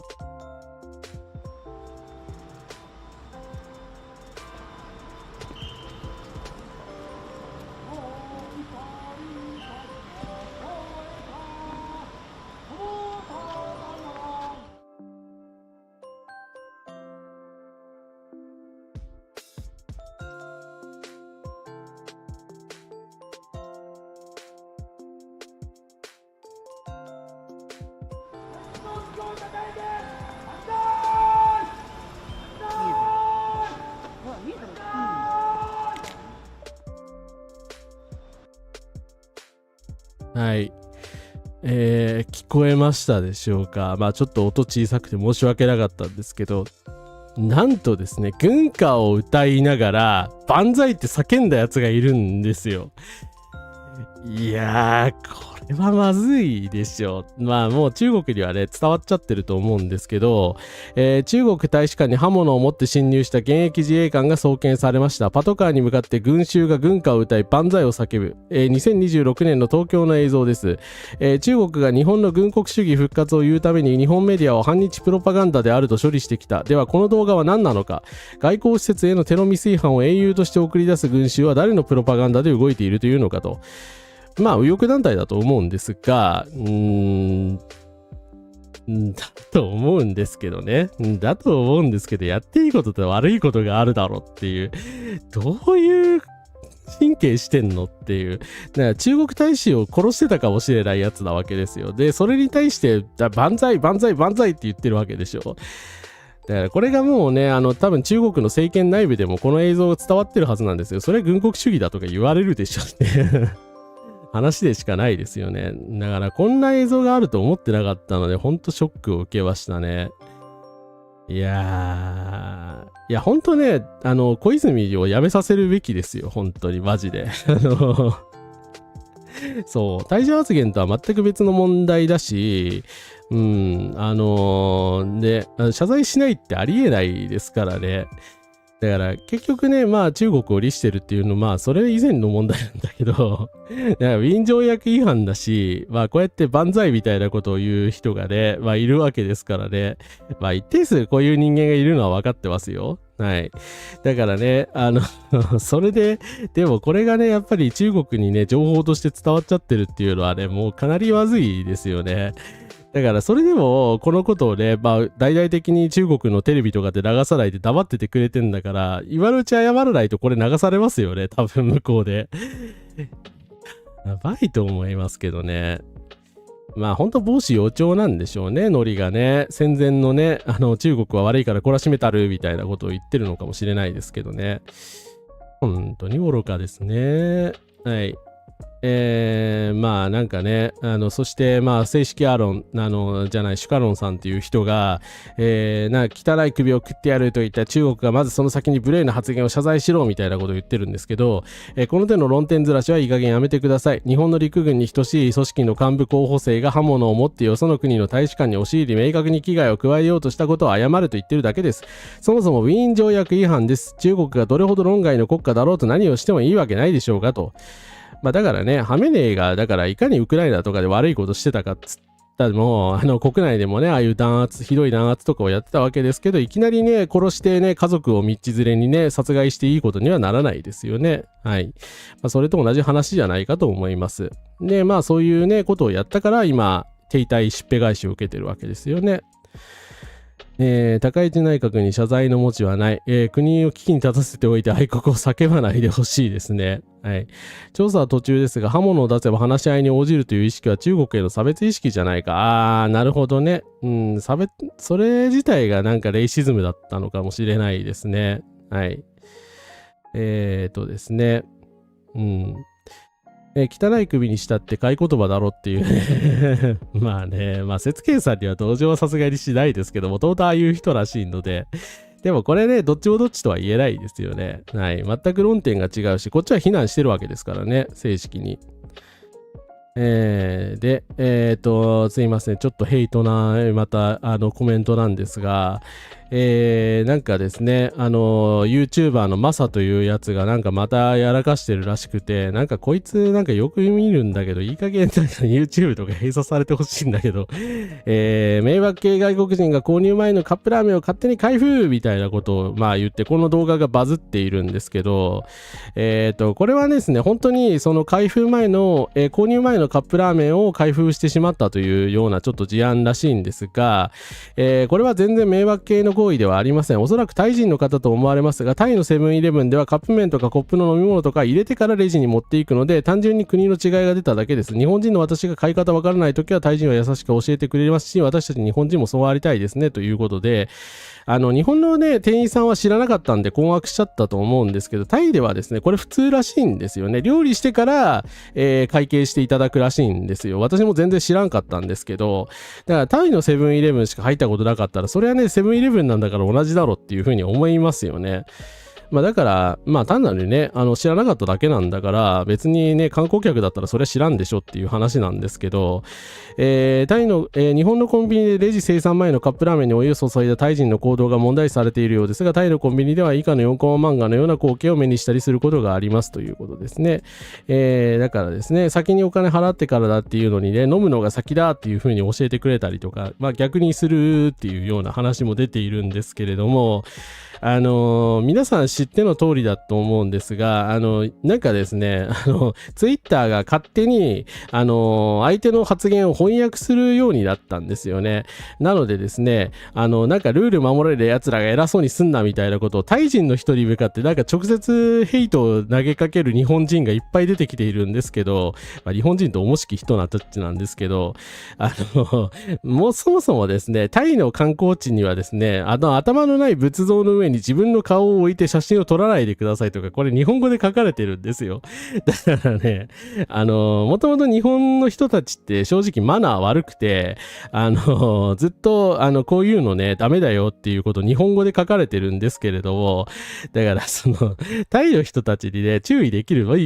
立場じゃないんですよ、我々。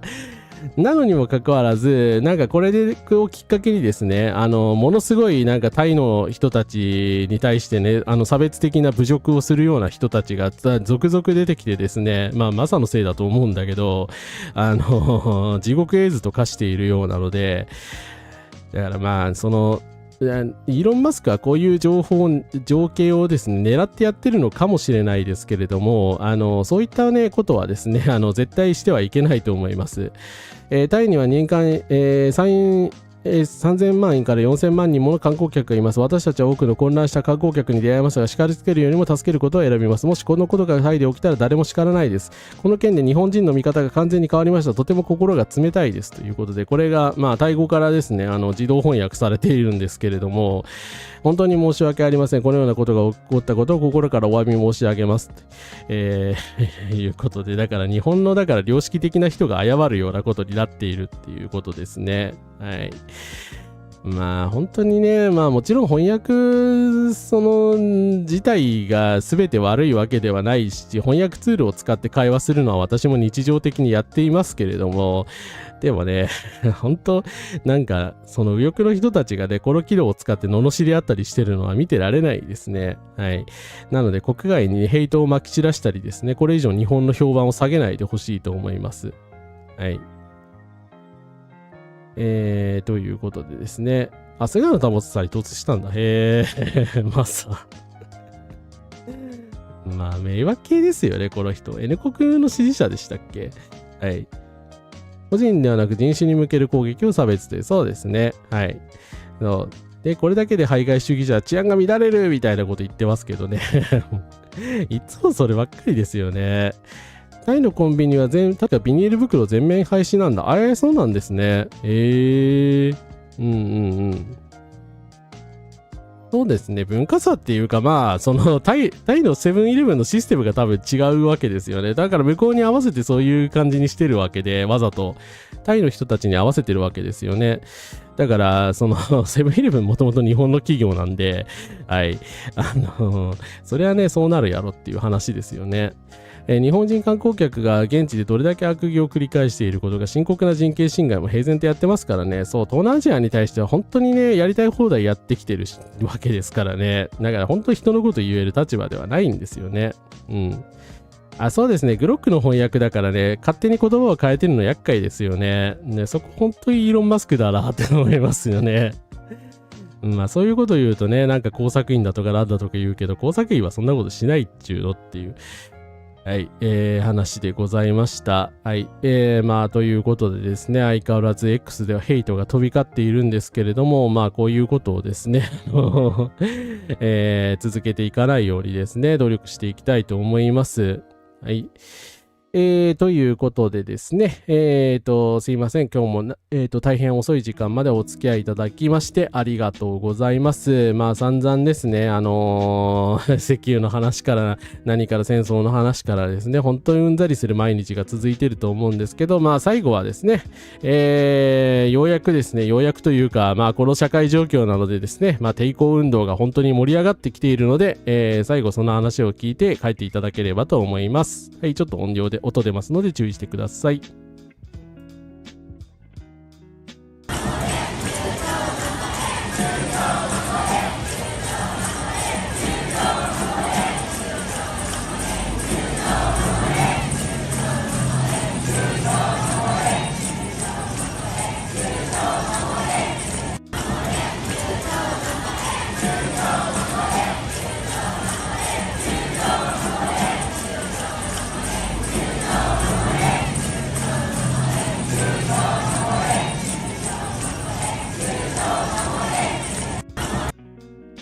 はい、ということで28日の新宿平和フェスですけれども、参加した方はお疲れ様でした。いやー、素晴らしいですね、この光景。はい。ずっと叫びたかった、怒りたかった、誰かと分かち合いたかった、もうなんくるならんどということでですね、先ほどのノイさんもですね、言われてますけれども、いやー、やっぱ発散になりますよね、これは。本当ね、自分たちが普段、フラストレーションがやっぱり皆さんものすごく溜まってると思うので、戦争反対とね、叫べるところが欲しかったというのは非常に気持ちわかります。はい。私も25日はちょっと参加させていただきましたけれども、はい。ですね。バベルの塔は壊しましょう。高市やめろ、改憲反対、戦争反対と。新宿僕も行きましたがめちゃくちゃ楽しかったです。楽しくてかっこよければ若者はちゃんとデモに参加するんですよっていう、本当にね、平和ヘイツの方々も、烏丸さんも皆さんお疲れ様でした。戦争、紛争、虐殺、差別、独裁反対、リッチフォアオールということですね。ありがとうございます。ナナクラフトさん、こんばんは。来ていただいてありがとうございます。いや、そりゃね、だってイラン戦争のせいですよ。9条が話題になっているのは。あんなことをトランプがしてなければ誰もそんなこと、誰もっていうか、まあ、もちろんね、高市さんが会見したいって言ってるって、まあ、政権が勝ったっていうのもありますけれども、まあ、それだけだとね、こんなにならなかったと思うし、別にアンチ高市の人たちだけが集まってるわけじゃないと思いますよ。はい。やっぱりイラン戦争のね、あまりにもひどい情景が、皆さんに伝わって、まあ、反戦というか、まあ、イラン戦争反対の人たちがアンケートでも8割超えてるっていうのはね、先日取り上げましたけれども、はい。まあね、まあ、思ったよりというか、もともとやっぱり日本の人たちはね、ああいう露骨なね、侵略戦争はね、嫌うんだということはね、伝わったんじゃないかと思います。はい。私も札幌駅行きました。ラズーさんニアミスしてたかもしれない。ありがとうございます。お疲れ様でした。いいな、行きたかったというですね、明日またやってくれないかと。ね、スレッズでは迷惑だ、やめてくれみたいなこと言ってるんですかね。未だにそんなこと言ってるんだ。名古屋では28日に450人集まりました。そちらもお疲れ様でした。もちろんね、救助で縛られるのは日本だけなんですけどね、そのメッセージっていうのを、だから、アメリカとかね、イスラエルみたいな国に伝えなきゃいけないんだと思いますよ。はい。ドロップザベースザボム、ノットボムズの方もね、素晴らしかったようですね。いうことですね。でもやっぱり地方でね、もっと少しずつデモしていかなきゃいけないかもしれませんね。もっともっと広げていきたいですね。ただね、苦言呈するわけじゃないんですけど、よくですね、最近ちょっと目につく投稿なので、取り上げておきたいんですけど、デモに行ったら女性が8割だったとかいう発言にはもっと怒ってください。見た目でジェンダーを決めつけるのは無理と、差別に抵抗するというのはそういうことです。トランスやノンバイナリーな当事者が怒っているのばかり見かけます。そして見た目や声でジェンダーを決めつけるなどすぐ怒ってくれる数少ない方は本当にありがとう。多すぎて怒るのにも疲れた僕は少なくとも救われてます。あと高市批判に生産業の労働者を巻き込むのもやめてくださいということで、全くおっしゃる通りだと思います。ちょっとトランスジェンダー可視化の日終わっちゃいましたけれども、皆さん気をつけてくださいね。本当にこういうこと言ってるおじさん左翼の人多いので、本当気をつけて、言葉には気をつけてください。女性が多いからって何だってんですかそれは嬉しい気持ちはわかるけどさ、若く見えるからって若いとは限らないし、見た目でやっぱり人を決めつけるのはね、非常に良くないです。はい。気をつけましょう。はい。まあ、迷惑と思う人がね、少数派となるまでやるしかないかもしれないですね。で、まあ、本場のね、アメリカも負けてはおりません。これ、ちょっとね、ちょっとすいません。なんだ、恐怖症の方はね、あるかもしれませんが、ごめんなさい。いや、すごいですね。まあ、さすが本場というか、800万人ですね。ノーキングスデモというのが先日日曜日ございまして、モーガン・フリーマンさんが、まあ、コメントしてる、ポストしてるんですけど、ボストンでは、まあ、このようにですね、これ全部人です。はい。まあ、全国で800万人ぐらい集まったというようなことになってます。これだけの人がトランプに対して不満を抱いている。このムーブメントは終わることがなく、トランプはイランよりもまず国内の足元が揺らいでいる。さらにキューバにも攻撃をする可能性を示唆しているが、これで止めなければ歯止めが効かなくなる。アメリカ国民は頑張れということですね。まあ、腐ってもアメリカというかね、アメリカの人たちがやっぱトランプに怒ってくれないと話にならないわけですから、頑張ってください、マジで。応援するので。はい。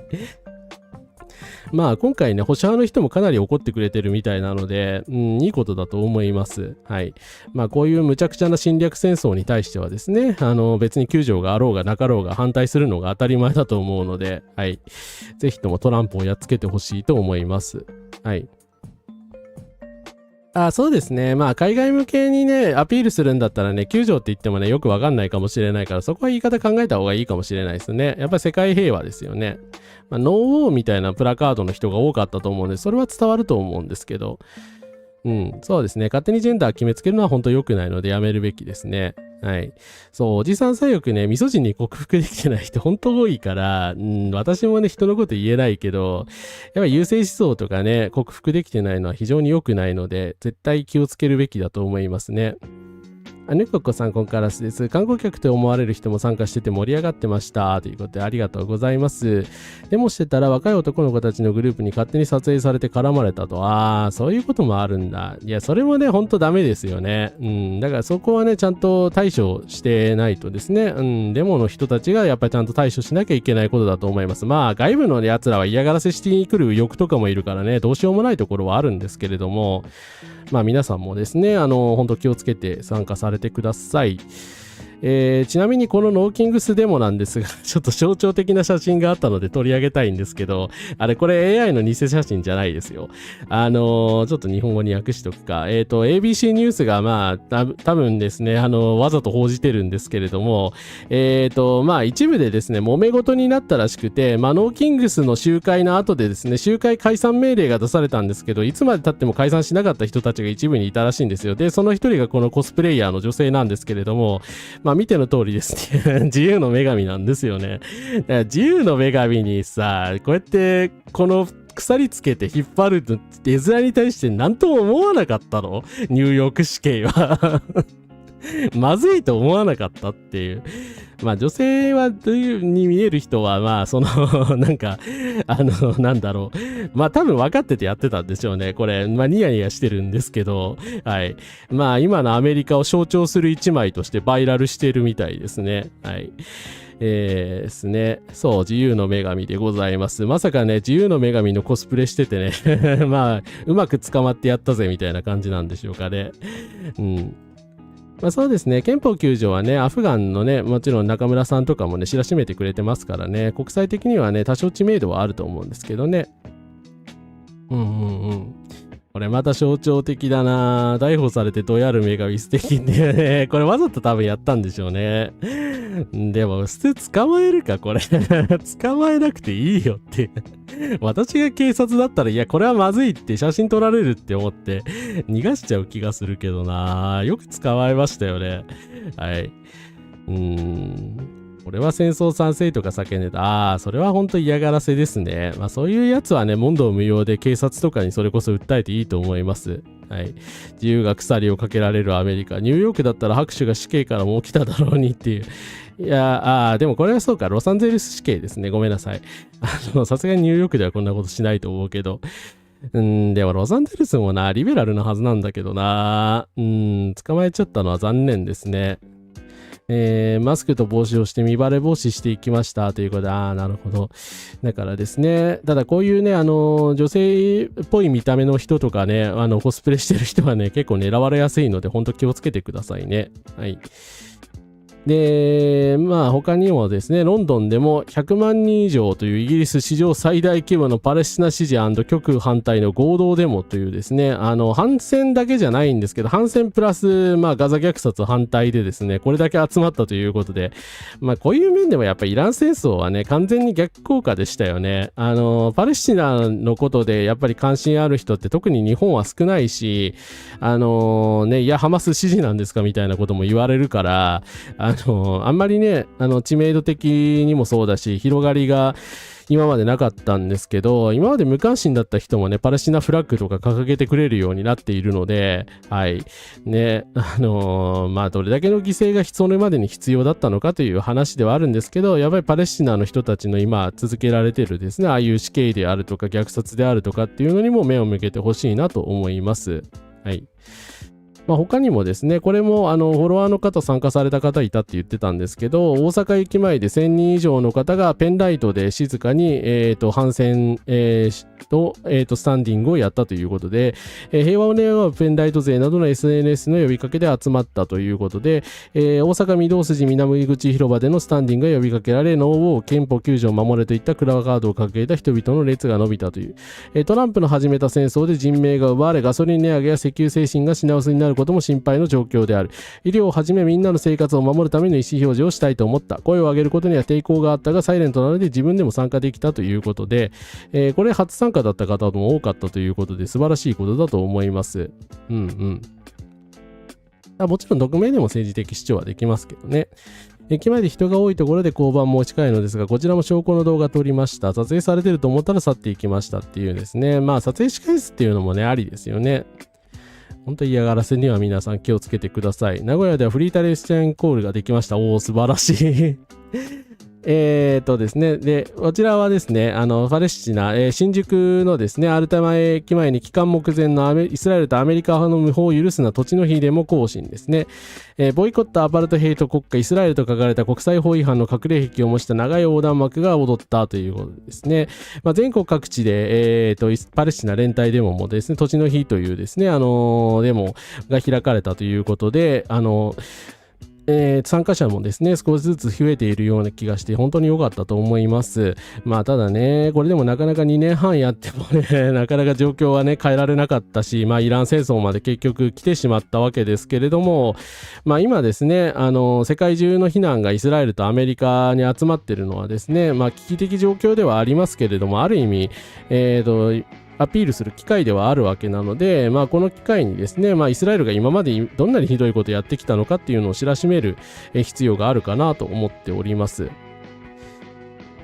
で、最後にですね、これなんですが、国会議事堂前のオタクによる反戦デモですが、掲げられたイシュー自体には共感し、半分取材、半分参加のつもりで来たのだが、率直に言うとなんかしけてるというか、推し活的な熱狂も震災後の反原発デモのような勢いもない、その是非をというわけではなく、単に事実と記述であるということで、これしけてるって言ったことで、藤田さんなんかわざわざ参加しに来てくれたのに結構叩かれてるんで、かわいそうだと思ったんですけど、いやでもこの情景いいですよね。なんか全然熱狂してないんですよ。さすがオタクの皆さんっていうかすげえ気持ちがわかるっていうかですね。いや、私も大体デモ参加してるときこんな感じなんだけど、基本ね、コール以外喋んないし、会場広いしみんな楽しんでるのになんか温度低いみたいな空気感というですね。インドアな人がね、外出ると大体こうなるんですよ。こんなインドアなオタクの面々が国会議事堂前にやってきてデモに参加したのはすごいことだと思うということでですね。でもそういう人を動かしたっていうことで、これマジですごいことだと思います。だからまずデモに普通に積極的に参加しない人たちが参加したっていうことですよね。こっちも言い訳ました。お疲れ様でした。しけてたわって。しけてるが言葉は悪すぎるわっていうね。いや、言葉のチョイス選んでよって感じではありますけど、でも藤田さん参加しに来てくれましたからね。悪意はなかったんだろうけど、声出すの苦手なのよねっていうですね。いや、わかる。でもこれね、素晴らしいレスポンスがあって、これね、ぜひ動画とか見れる方探してほしいんですが、ノートに貼ってますが、I love 〇〇、You love 〇〇っていうね、反戦デモのコールがあったということで衝撃的だった。レスポンスがバラバラである。その豊かさ、全員揃ってなくてみんな多様で違っているというのが平和の本質を語っていた。デモコールはこういうものという観念を打ち破ったと。